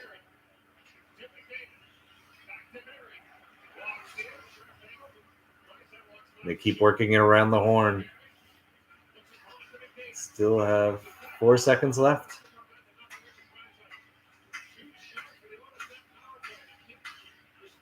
Oh, Raider bounced in front for Nugent Hopkins, but couldn't do anything with it. LA gets control. The penalty is over. They survive. And you have to say, survive. Ooh, Smith, nice knockdown. Behind the net. Gets the puck.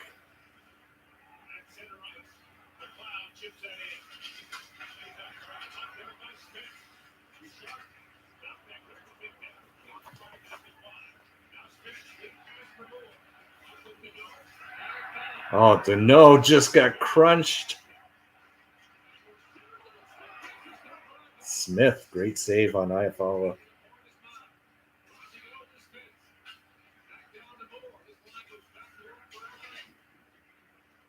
Trying to see who crunched him. It's 44. Oh, Cassian. Of course, Cassian. I should have known that.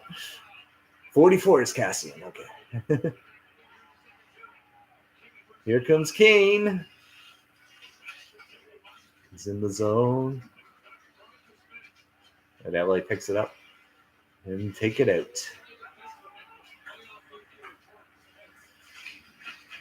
Some heavy hitting going on now. Ooh.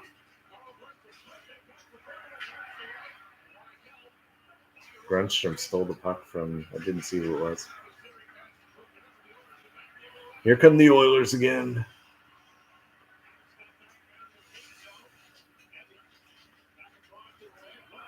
Roy Edler. Royal tried to pick that puck off in midair. And now they'll slow it down. What do we got? 3:37 left. 3-3 tie.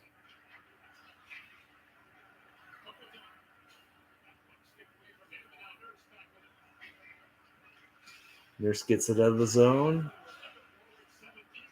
But kind of just threw it to no one. Oh.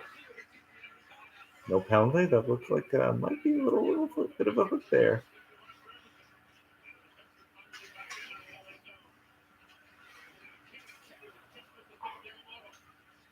Kane with the shot. Kempe walking in, but then gets leveled.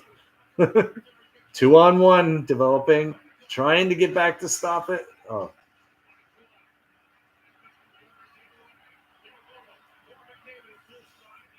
David needs to change.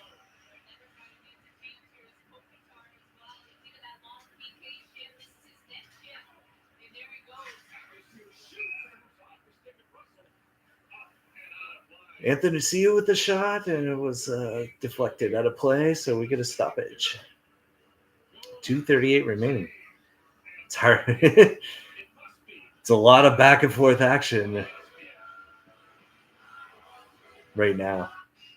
You just go up the ice, chance, back down the ice, another chance, up the ice, a chance, back down the ice, another chance.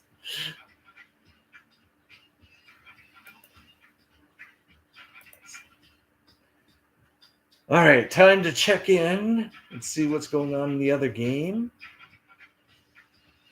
Now the Blues have a 3-0 lead with 12:46 left in the third period. So surprise. You know what really surprises me? Out of all the games, this one is the only one that's close. And Carolina scored 2 quick goals in the second and go out to a 2-0 lead. Was it 2-1 before it became 3-1? That's what I have to check.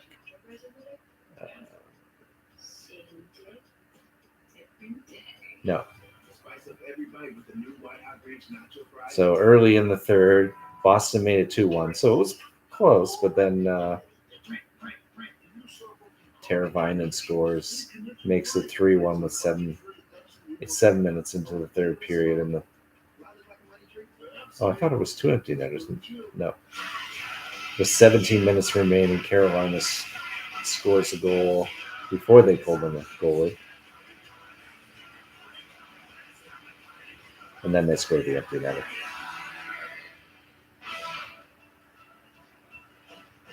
So it was close for about 5 minutes. And then Hurricanes ran away with it. Lightning Maple Leafs was just a blowout, 5-0 for Maple Leafs. And now you have St. Louis leading Minnesota 3-0. So you have to wonder, do you think you'll see Cam Talbot in game 2 if this stays the same? Well, it could be, he could be standing on his head, and if St. Louis scored 1 goal, they're still winning 1-0. You still have to score goals if you're Minnesota in order to win hockey games. I don't know. I'm not watching the game, so I don't know how well Fleury's playing. I did notice when we went in and watched it during the Oilers intermission that Minnesota was out shooting them when it was 2-0.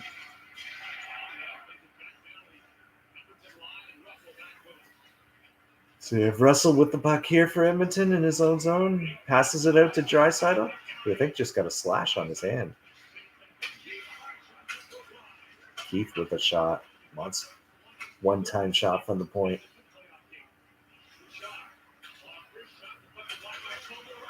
Oh, wrap around by 37. Who's 37? Fogle. And LA comes out with it. Got the Deneau line out there again. But Edmonton has control. Ooh, pass just missed McDavid.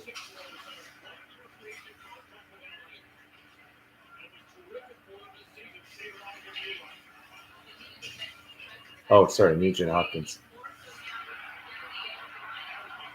Yamamoto. Oh, good chance. Walked right out in front.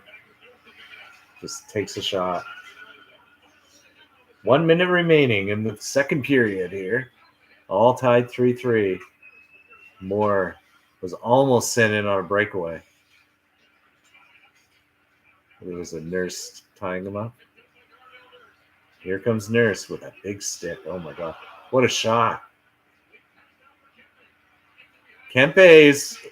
Oh. Penalty, though.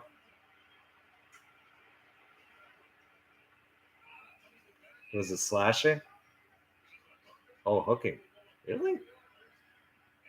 I thought he was slashing more than hooking. That's what they get paid the big bucks for. The referees, they spot these things much better than I have so far tonight. I have to tell you the honest truth, I really didn't see the hook there. I thought maybe it was when he like pushed a stick down like this that was slashing.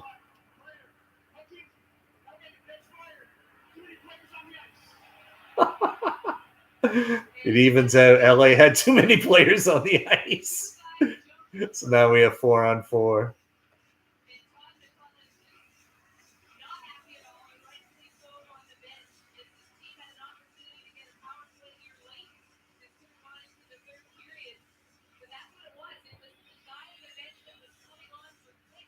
Explains why he was so why he got the breakaway. Because he was the 6th player on the ice.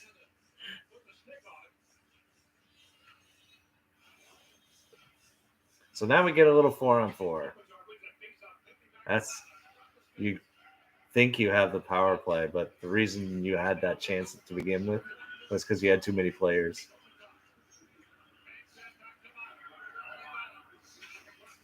LA with control here, trying to generate a chance. 8 seconds left. In the corner. Working free, but you only have 1 second left.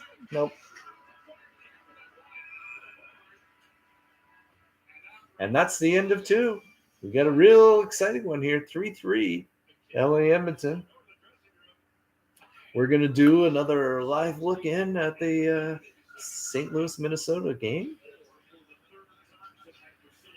We got 11:20 remaining. St. Louis is up 3-0. We also have a little 4-on-4 action here in this game.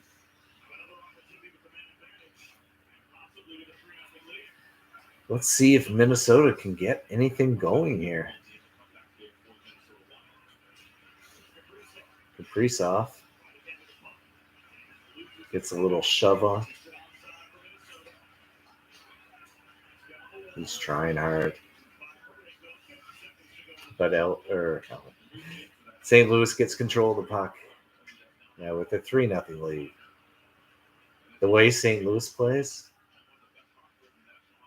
they're not going to give you much. You're going to have to work really hard to come back.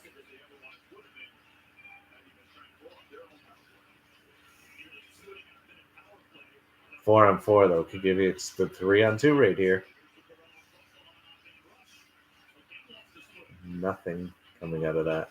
And all the St. Louis players are back, and they have it.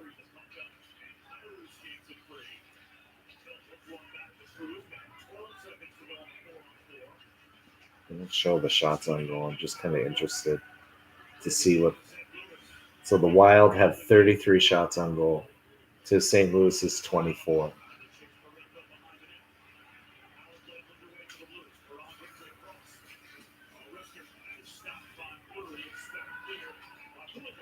So we have what? Oh, we got a double minor. Must have been a double minor for high sticking. So St. Louis has a 2:10 power play because their penalty has expired.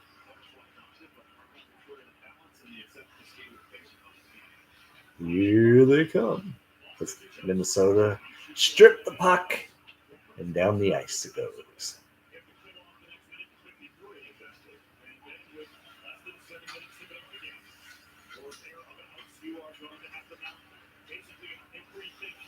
Can't. Oops, back out. Good stick by Minnesota again. Knocks it out of the zone. And they have to reset. Minute 33 left. Basically, 50 seconds of their power play has been wasted already. They haven't had any zone time. Oh, hand pass. So that's going to come outside the zone.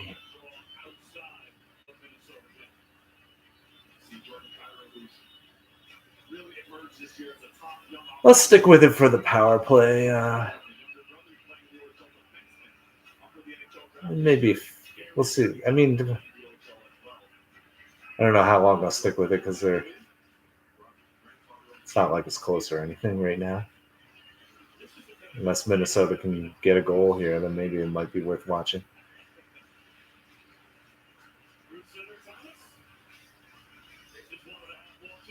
Trying to get set up, St. Louis is. They do have the puck, and now they have control. Tarasenko at the... Oh! Deflected off a Minnesota stick and went right to a St. Louis player on the side, but couldn't quite pull it off.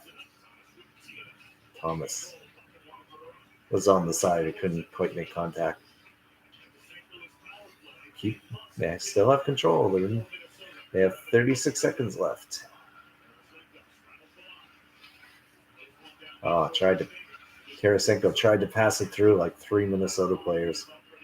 Of course, it didn't get through, and they clear.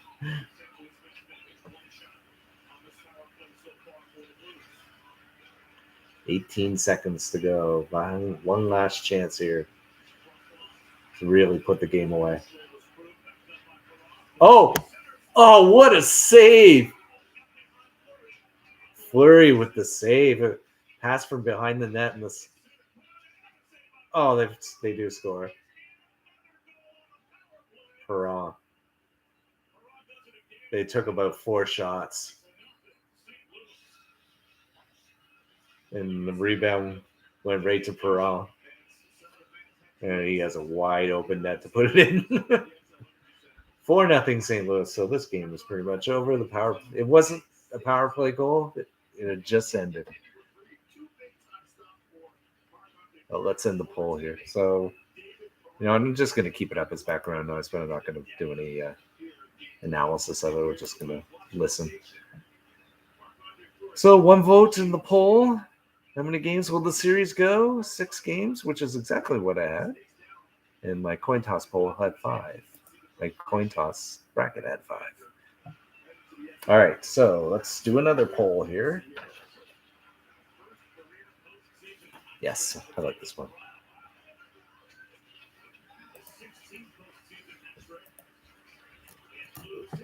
Which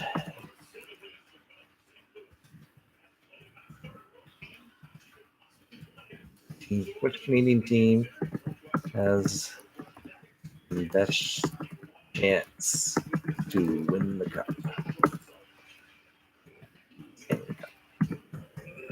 Just in case any of you weren't sure which cup I was referring to. I'm sure everyone knows. Okay, so let's put them down. So we have Calgary, Edmonton. Oh, Perron has a hat trick. I just heard. Toronto.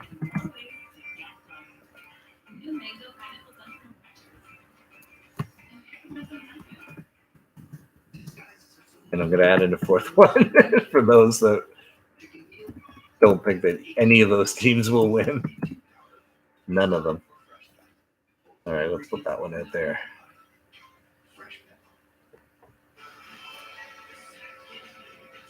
And if you've ever joined these streams before, you know, for the third period, I tend to throw up a fourth bonus poll around the 10-minute mark. And usually has something to do with the game, especially if it's close.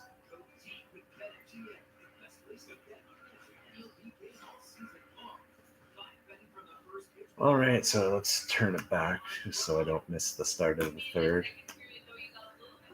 Interviewing Nurse, I believe. Yep.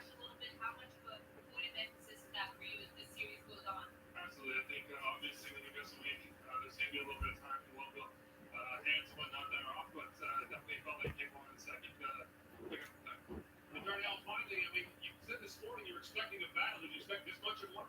Oh, yeah. Anytime you play a division rival, you know, these are fun ones to be a part of. And, all right, so you know what I'm going to do? Let's look at the 4 games tomorrow night and come up with our little predictions of what's going to happen in those games. Let's look. Okay, so tomorrow we have 7 o'clock. We have Pittsburgh Penguins at New York.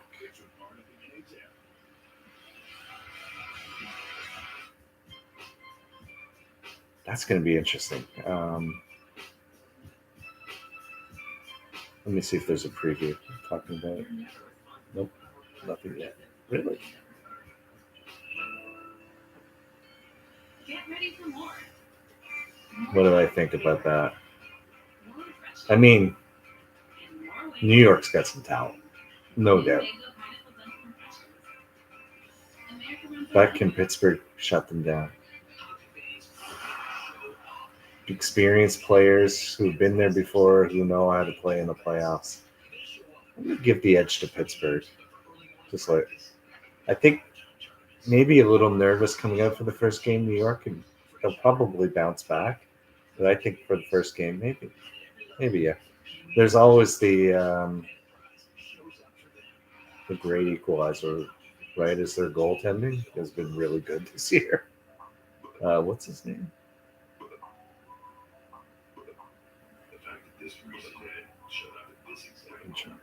Let's go. I should know. It's right on the tip of my tongue. Right on the tip of my tongue. Just not coming out. Where's the roster?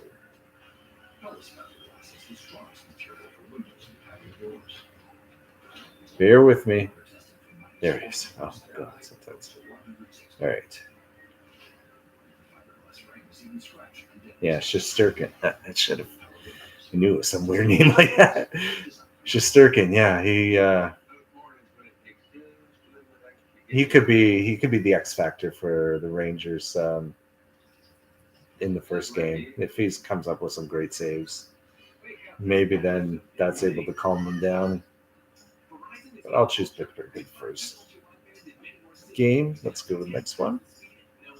Let's see. We have Washington Capitals at the Florida Panthers there. Yeah, I know Montreal beat them 10-2, but they had like 6 regulars out of the lineup. I just too much talent. If Washington, the chance Washington has is if they can shut down their top players, and take advantage of not a defense that is not as good. They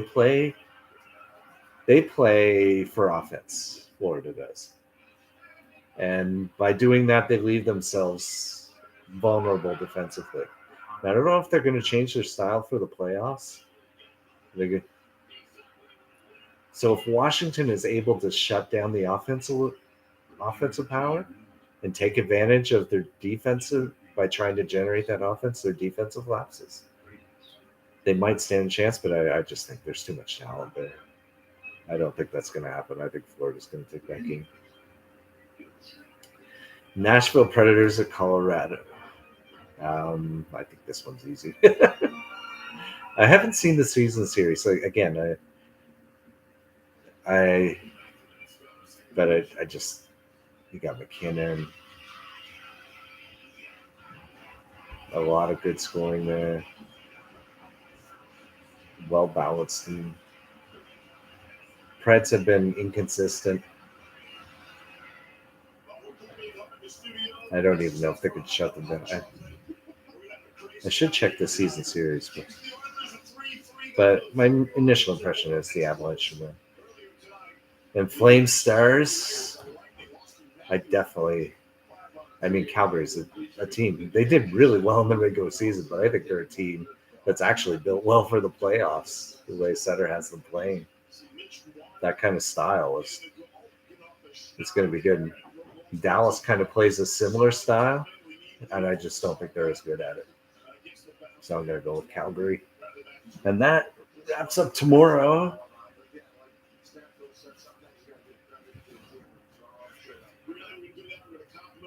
They're going over the out-of-town scoreboard like I just did.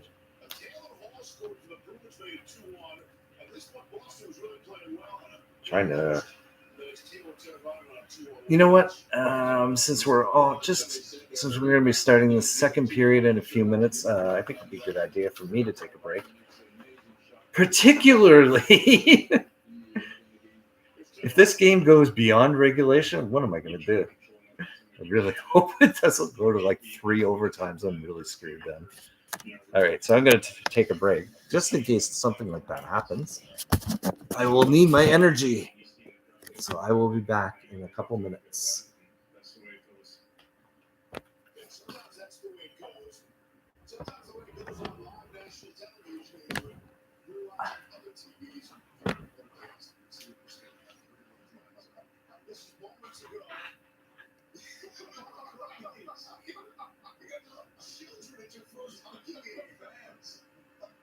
You've never seen a great passing play.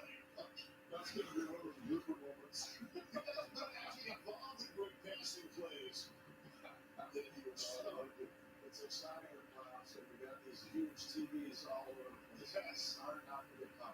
We have a lot of money. We got a great third period for you coming up. The Kings and the Oilers. Who gets the next goal? And when does the next goal come? You're watching it still for second in this year.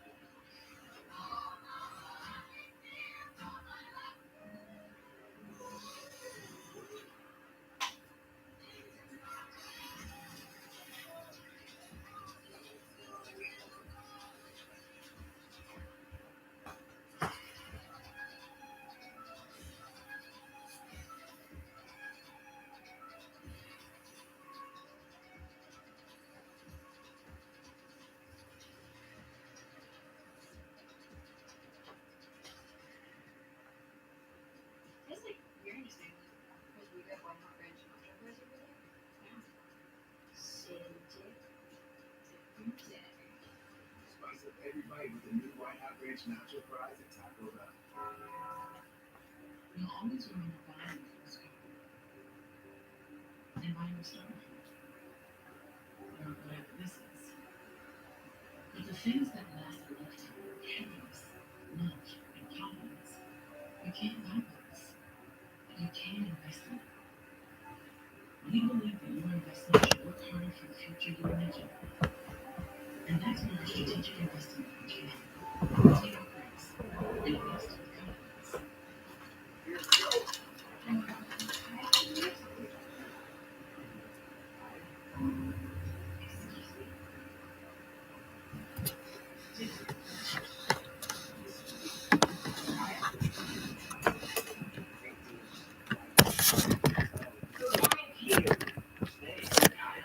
All right, I am back. And I was thinking about something because I just noticed it's 12:10, so it's past my bedtime. It's 12:10, so that means the game started at 10:15. It's a little later than a normal game. Normal games would probably start around the 8-minute mark. Not that much, but it seems like all these games have gone into regulation, been decided in regulation so far tonight. But it seems like the games have been longer than a regular season game. There's, I think, more whistles, more stuff happening after the whistles that causes delays. Because normally, you for any hour on the hour start, you're going into the third period by the top of the hour. So this was a 10 o'clock start, and usually puck drops around 10:08, 10:10. Then by 12 o'clock, you're already starting the third period. We're in 12:11. We haven't started yet. We're like 15 minutes behind where a normal game would be, which I just find interesting that it seems to take longer for games and playoffs. And then factor in, if it goes into overtime, there's nothing like a regular season game. If it goes into overtime, you got another intermission, and then you get a full 20-minute overtime. Oh, the fun, especially for these West Coast games. Fortunately, not too often do they ever go into double or triple overtime.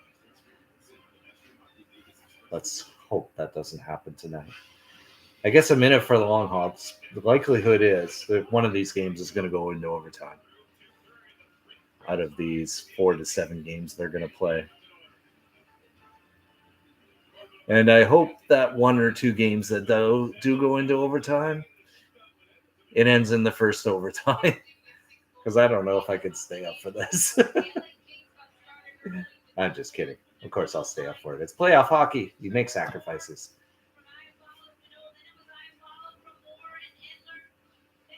Oh.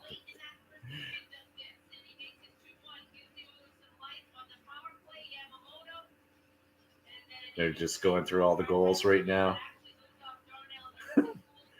If you're watching the dry side of goal, the puck comes across and strikes both pieces of the broken stick of Philip Deneau's, but and goes right to dry side.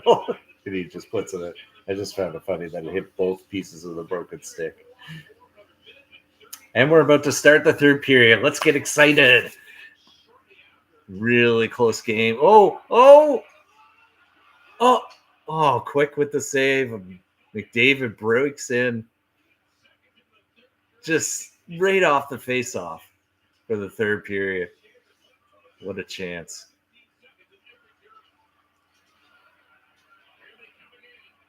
Not only did he have the speed, he had the strength to fight off the defender. Here comes he.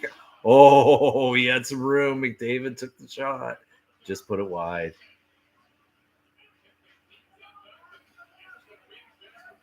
Yeah, that's not offside if we put it in on purpose. Here comes Kempe, though, out of the zone. Takes a shot from the center ice. No problem for Smith.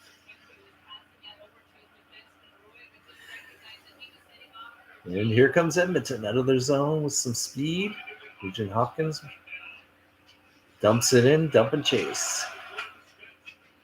LA up with the puck, though. And Moore and Deneau. Ooh. Going around the world. Now Deneau has it. Smith with the save. Was it Spence with the shot? Did he say? No, Mata with the shot. 6 is Mata. Remember that. 6 is Mata. Mata dumps it in.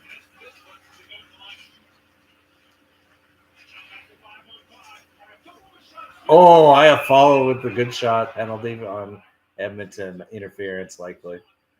Or cross-checking, one of the two. LA with the power play. I have follow. Drifts in. Oh. Who was that? 3 on McDavid, who just. Boy. Good defense. Kulak. No? Yeah, Kulak on Lazat. Interference looked like.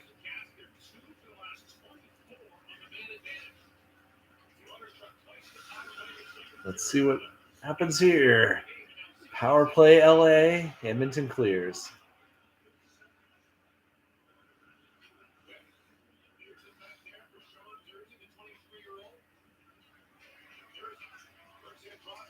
Now, what I was saying is I follow. Went near the top of the circle and released a wicked wrister that Mike Smith just got with the glove. They get set up. LA has it set up. Kopitar shot. Smith with the save. It wasn't a one-timer, so Smith was set. Pretty easy. None of these saves are really that easy. These are good shooters. But he anticipated exactly where that puck was going. He didn't even move the glove. It was just like, come to Papa.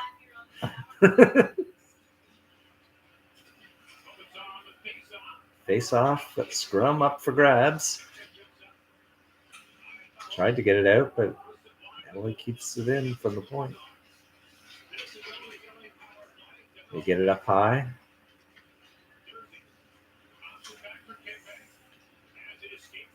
It's now Kempe walking in. Takes a shot, blocked. Was that Nurse? Stung him a little bit. Kopitar tries a shot. Oh! Is that Iafallo following up on Kopitar's shot? Tries to flick it up over the goalie. Couldn't quite do it. Oh, Iafallo cross crease. Couldn't make contact.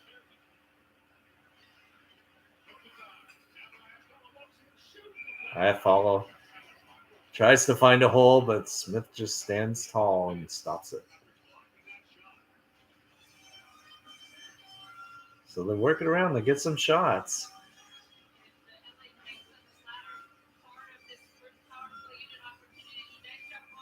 Kempe walks in. Ooh, right in the hand. The wrist, yeah. Oh, look at that. I follow with that. Tried to do a backhand flip up over Smith. Couldn't quite do it. Deflected. Meta play by Edmonton. Still in the zone.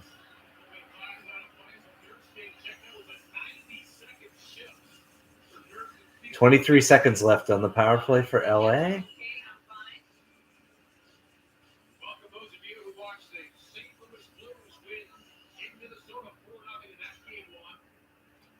So they just said it's officially over. Blues won 4-0. Edmonton gets it down the ice with only 13 seconds left.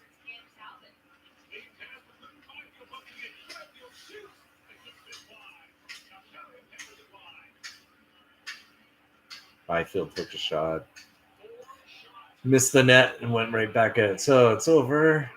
16 minutes left in the game, and it's still 3-3.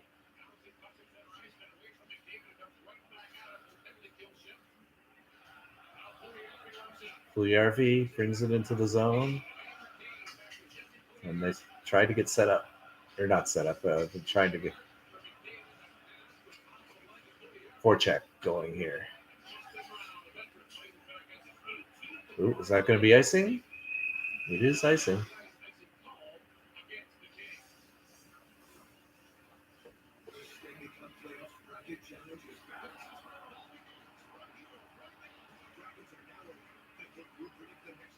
They're going to try and load McDavid and Draisaitl on the icing.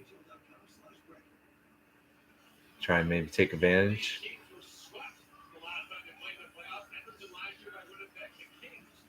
No, they're just keeping the McDavid line.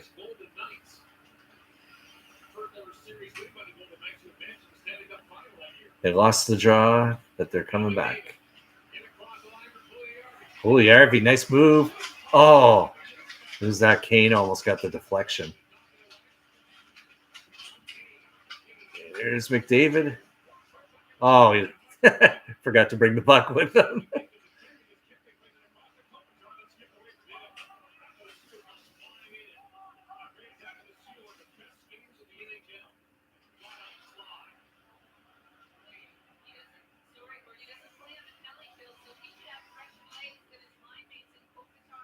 LA settles it down in their own zone, and now they're coming.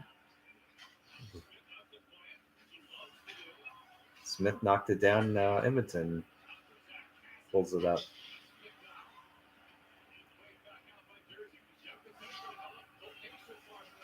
Nurse in the corner.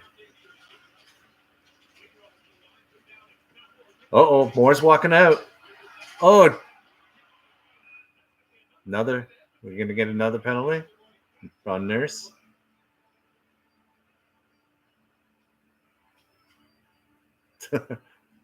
Moore all tied up with Nurse. Oh, what a big guy Nurse is. That's hard to fight through.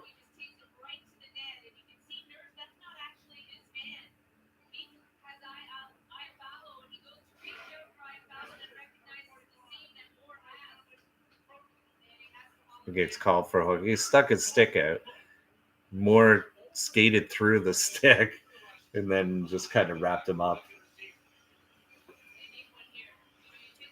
And LA's back on the power play again with 14:25 remaining.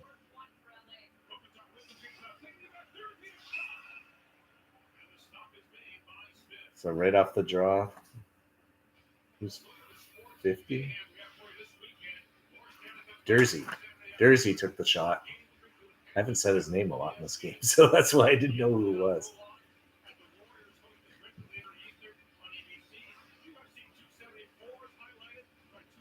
Pretty easy save for Smith, though. Now Edmonton wins it, and they get it out.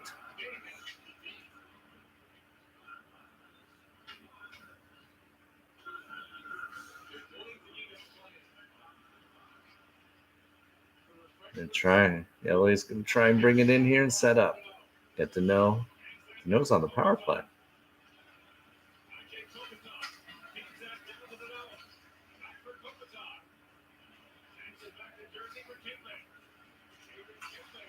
Uh-oh.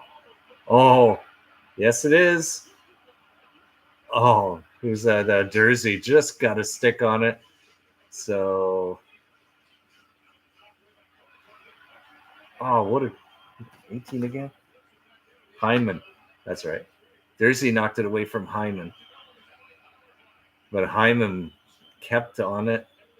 He was able to steal it again and put it back down. Wasted a good 30, 40 seconds at least.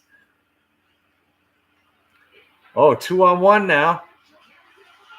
Yamamoto. Oh, how did that not go in? Ow! Nugent Hopkins. Yamamoto. What a great play by Yamamoto. Couldn't get the shot originally. Passes it behind his back. And it's past Quick's pad. Nugent Hopkins, all he had to do was tap it in. And it just didn't go. Wow. I got to see that from a different angle. How'd that not go in? Shot block.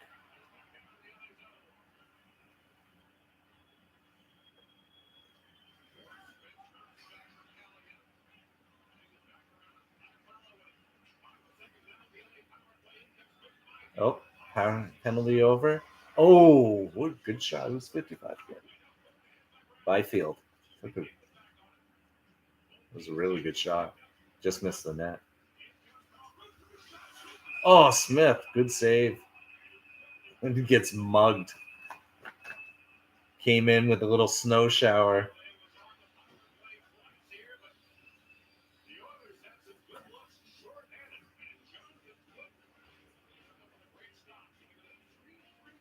I want to see because that's behind. Oh, you know what? Quick took his other pad, swung it back around to cover, and that's how he made the save. Oh my God, what a good save that was on Nugent Hopkins from the pass from Yamamoto, who basically had a, it's by Quick's first pad, but he swings his other pad to back it up, and is able to make the save with his left pad, swinging over to the right side. Wow. Oh my God. I mean, the skills of Quick is unbelievable. We're in a commercial break. You're watch playoff hockey in Rob's Crazy House, since we no longer watch Habs hockey, because they finished dead last. Hopefully a better season next season. Got nowhere place to go but up. Let's check in on the poll. I mean, 2 votes. 2 votes, Calgary. I'm impressed. Thought at least somebody would say Toronto. Maybe it's their history, not being able to get out of the first round. And yet, I mean, those people are looking at the first game where they just totally dominated 5-0. Remember that they did have a 3-1 lead on Montreal and looked totally dominating in getting that 3-1 lead, only to lose it. So, one game does not a series make. There's still a long ways to go. You need 3 more wins for Toronto to make it past the first round. And Tampa Bay, I think, despite how well or how poorly they played in this game and how well Toronto played, they're going to be tough out. We're back. 12-11 left. It's getting a little rough out there.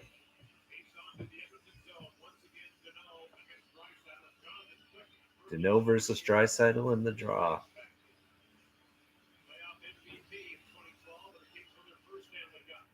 Draisaitl wins it. Ooh, the LA player fell, but I didn't see how. Oh, Hyman to Draisaitl, back to Hyman, and that almost went in. Just why.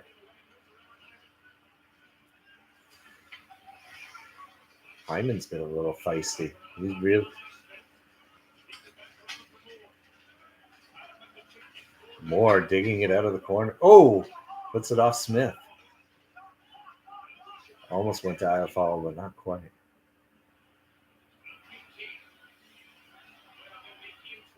And Edmonton brings it out. They're looking for their own counterattack here as we keep going back and forth. Ooh. Fogle hits Eberle. Edler, I mean, not Eberle. Nurse tries to dig it out of the corner. Oh, Nurse with a little push to his teammate to get it out of the zone. Reaching around the net to do so.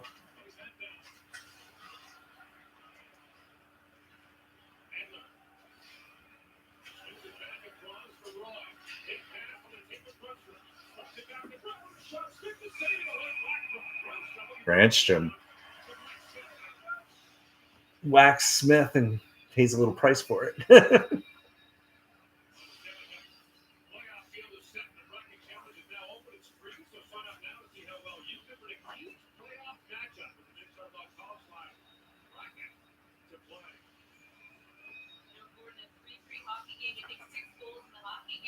$10:35 remaining.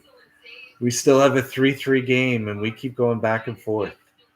There's oh,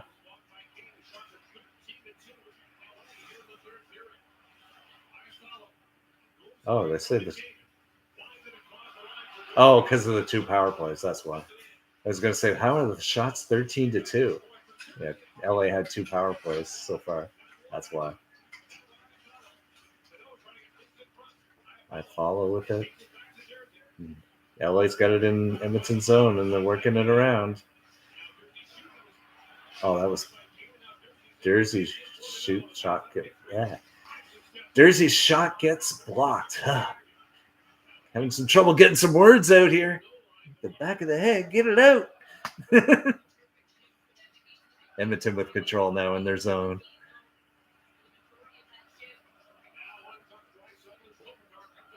And here they come.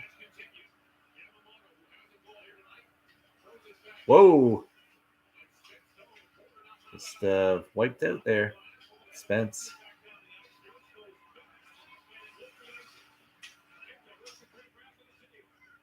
Anthony C with it in the zone. Edler trying to find some opportunity. That was off the side of the net. No real problem there. Edler takes a shot from the point, which didn't really get it. It was a floater. And Edmonton dumps it in.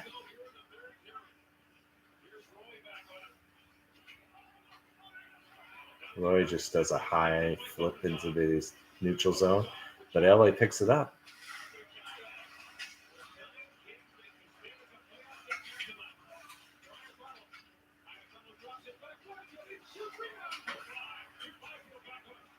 Byfield with a shot from the slot, but ooh, big hit on, I think it was Byfield. Cassian shot, but quick with the save. It was Cassian who did he hit Iafallo? No, he hit Byfield. Yeah, I thought so. Cassian. Ooh, that's a big glad.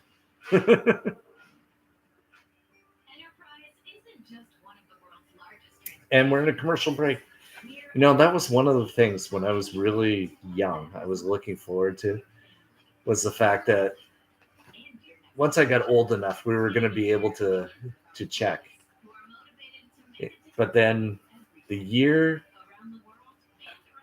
and I was just in house league, so it's never anything more than that. But the year checking was supposed to start for me, and because I was much bigger than everyone else, and I was looking forward to hitting people.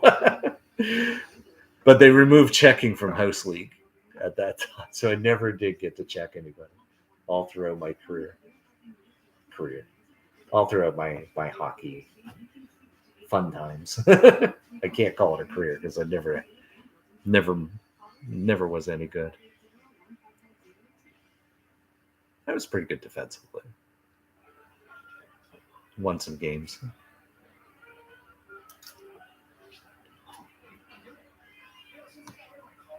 So, anything new on the poll? We still have 2 votes for Calgary.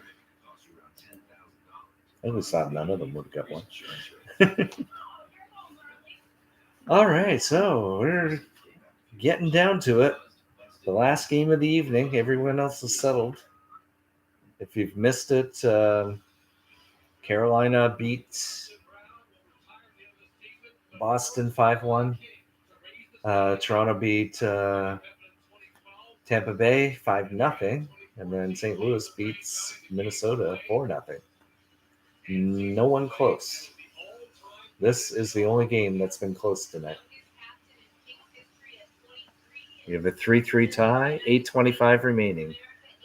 And the overtime is looming. Hits. LA 35, Edmonton 38.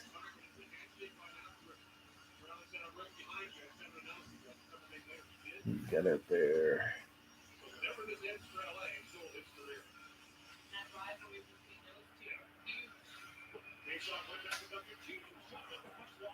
Keith has been loading up on the shots, huh?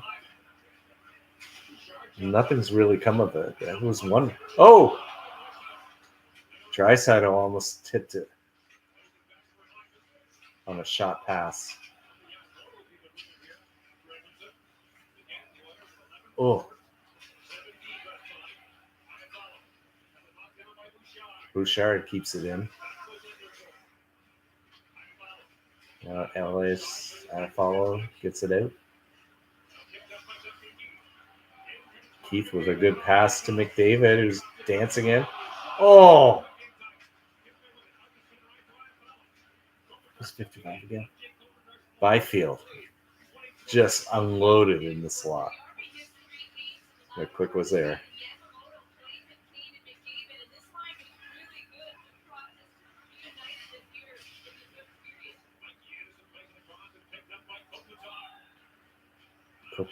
LA has control. Anthony C brings it into the zone. Let's see what. Oh, Anthony C just walked right out in front, but couldn't get a good backhand away.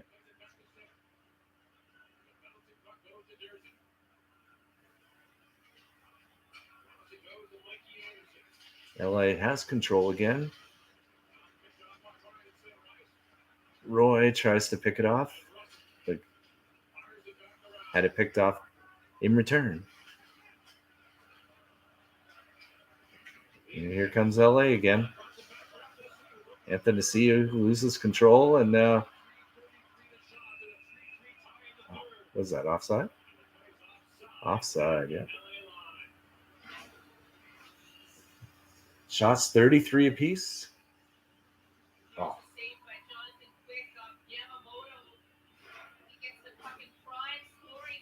Oh, it was Yamamoto who was in the slot. Pass from McDavid, right in the high slot, and just rips it on a one-timer.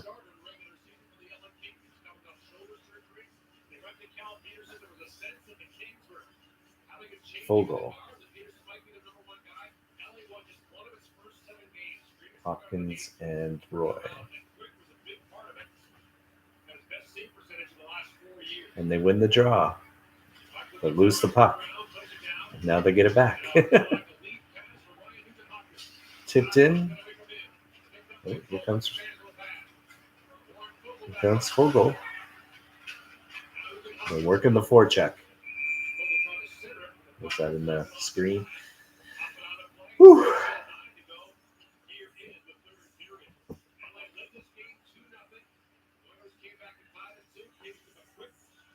It's 3-3, people.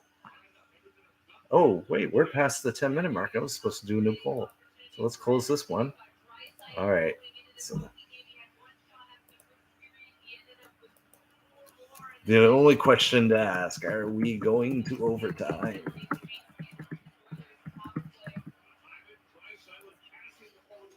Get it out there quickly.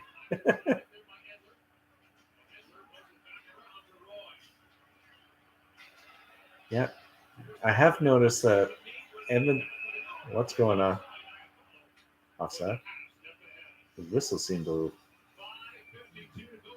I have noticed that my audio seems to be a little bit ahead of the video.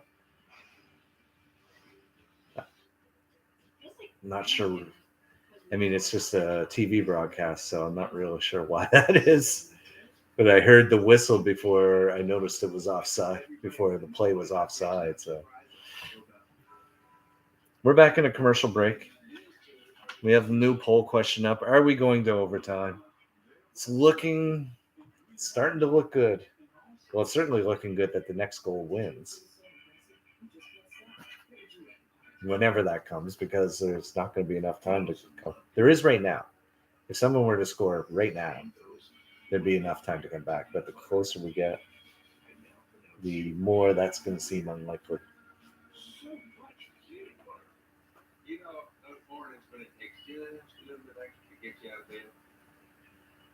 So, what a game, huh?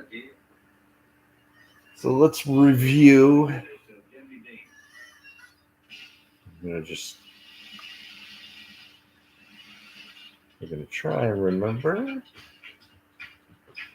So we started off with Moore getting a pass from Iafallo. Makes it 1-0, the Dano line. And then Iafallo from Moore for the second goal to make it 2-0.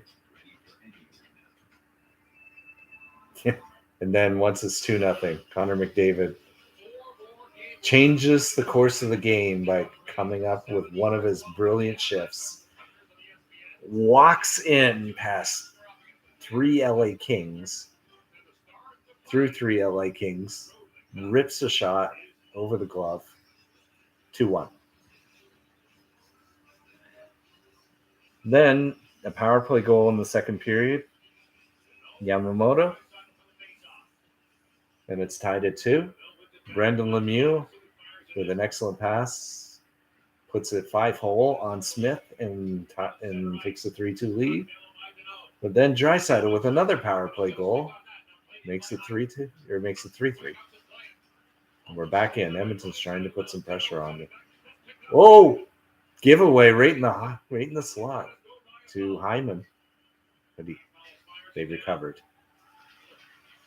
Oh! Smith just gave it away from behind the net. Oh, but they do score. Deneau. Smith. If you've ever watched Steve Dangle, who does Leafs YouTube broadcasts, he's like, if you're a goaltender, Ted the goal, Smith just gave it away. Tried to go up the short side. Gave it away. Has to come back and makes an absolutely brilliant save. But the shot from the point, Deneau deflects it. Right there. Makes one save. The second one goes over the net. Yeah, Deneau gets the tip. And we have a 4-3 game. We could still go to overtime, by the way. There is time left. There's 5 minutes. But what Steve Dangle says, if you're a goaltender, tend the goal. I mean, he didn't have to go straight up the middle. And he gave it right away. I mean, that's just, you don't do that. You have to make sure. If you're going to go up the middle, you make sure. I don't mind goaltenders leaving the goal, but you just don't throw it straight up the middle without being sure. That was just an awful, awful, awful, awful giveaway by Mike Smith. All right, McDavid's deciding he's got to take the game into his own hands again. But he passes it back to nobody. Point vacated.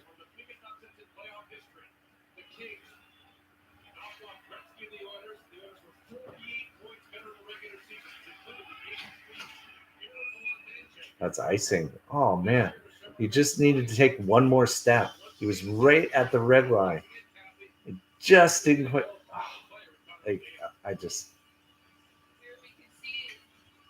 Meant to know.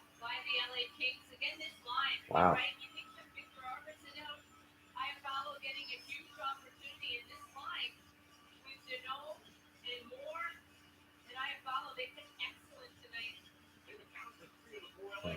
Yeah, but that whole play doesn't start if Smith doesn't throw it right up the middle of the ice.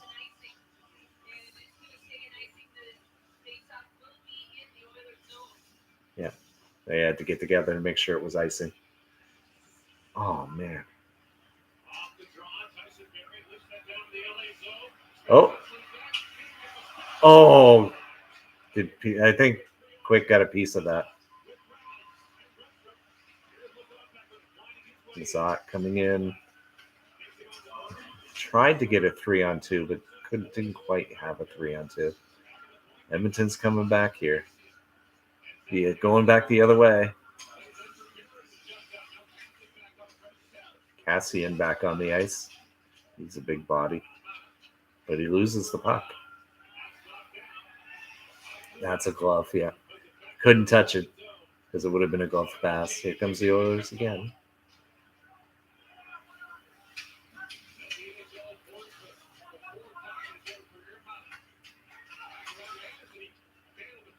Oh, Edmonton strips the puck from LA in the zone. Who we got? Is that McDavid? Bouchard with shot. Need more people in front. 3 minutes remaining now. Bouchard has it again, waiting for traffic. Oh, that was almost deflected by Hyman. Hyman trying to get it. Keith now with it. They have control. They're in the zone. McDavid dancing around. David walking in. Oh, try to pass. High stick make contact.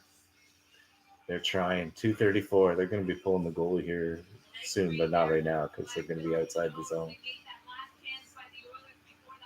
Bouchard. Oh, Deneau with the deflection out of harm's way.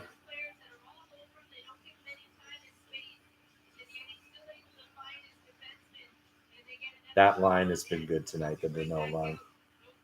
He seems to be doing everything.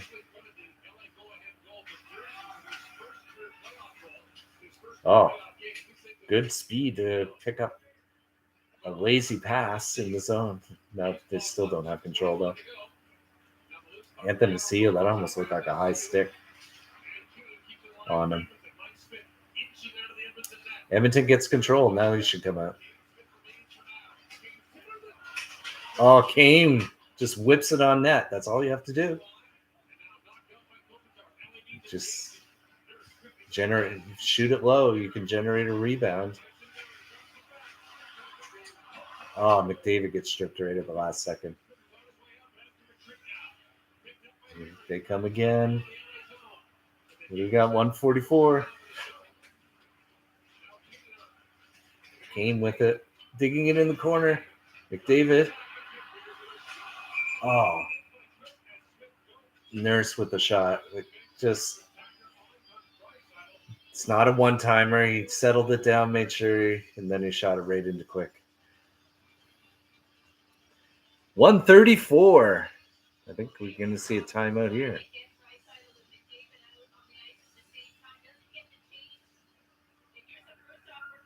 Oh, good strip by Moore on McDavid.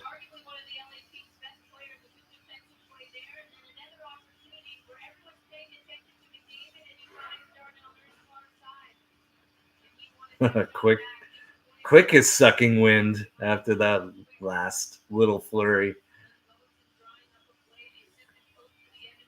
Yep, they're going to pull the goal. 134 remaining. Last chance, Edmonton.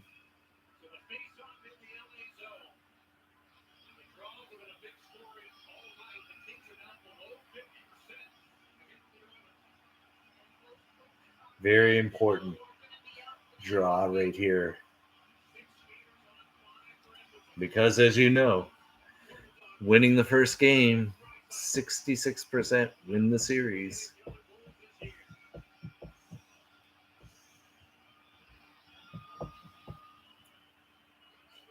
Scramble. Oh, they keep it. They still have it. Hard to see who it is. Tried to center. LA gets it out. 114. Edmonton dumps it in. Draisaitl. It's in front. It's this big scramble. Quick has it. Hard to follow the bouncing puck.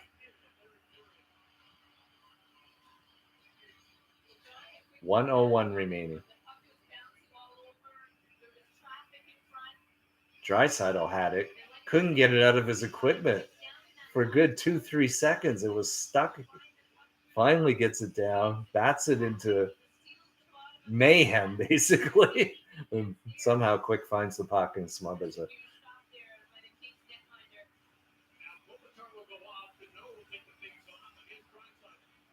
Deneau versus Draisaitl.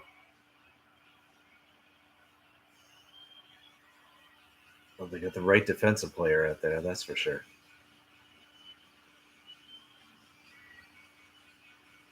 LA does it. I'm talking about. It's going to be a battle to see if they can tie this game up.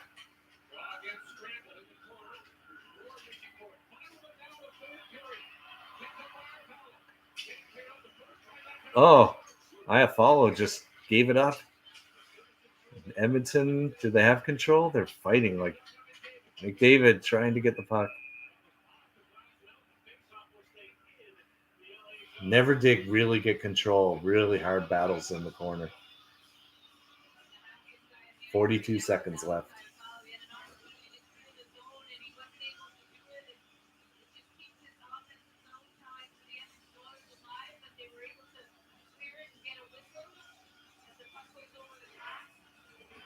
It's not a penalty. It hit the glass. Here we go again. LA wins again. Oh, the mayhem in the corner. Just bodies flying everywhere. And Edmonton does get control.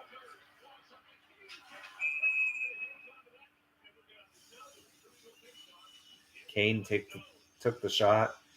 McQuick just smothered it. Was there any traffic when he took that shot? You know what? That's ill-advised. There's nobody in front. You're not going to score from there. Especially not even. Don't get me wrong. He's a decent player, but he's not a sniper. He's not going to score from the point on wrist shot on quick that he could see the whole way.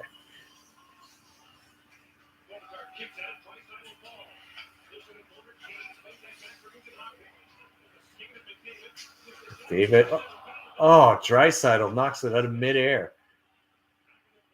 But just Bouchard. 5 seconds. Bouchard shot. Misses. And that's it. It's over. LA takes game 1, 4-3. Woo. And what time are we? It's 12:52.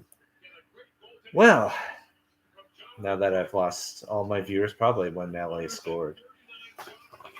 That is so we're going to end the poll. Nobody even answered that poll. Are we going to overtime? Well, obviously we didn't. So that's strange. 4 games. Not one of them went to overtime. Usually, especially, this was the closest one of them all, so I'm glad I decided to do this one. So this is, we do get a viewer back. You missed the last minute and a half of exciting action, but LA does win. This is Watch Playoff Hockey in Rob's Crazy House. LA takes game 1, 4-3. Next game is Wednesday. Let me check the time so I know exactly what time we're going to be doing this. So I will be back 10 p.m. again. Oh, the fun. All right. We're going to be back here Wednesday at 10. Edmonton, Los Angeles, game 2. I'll see you then. Until then, adios.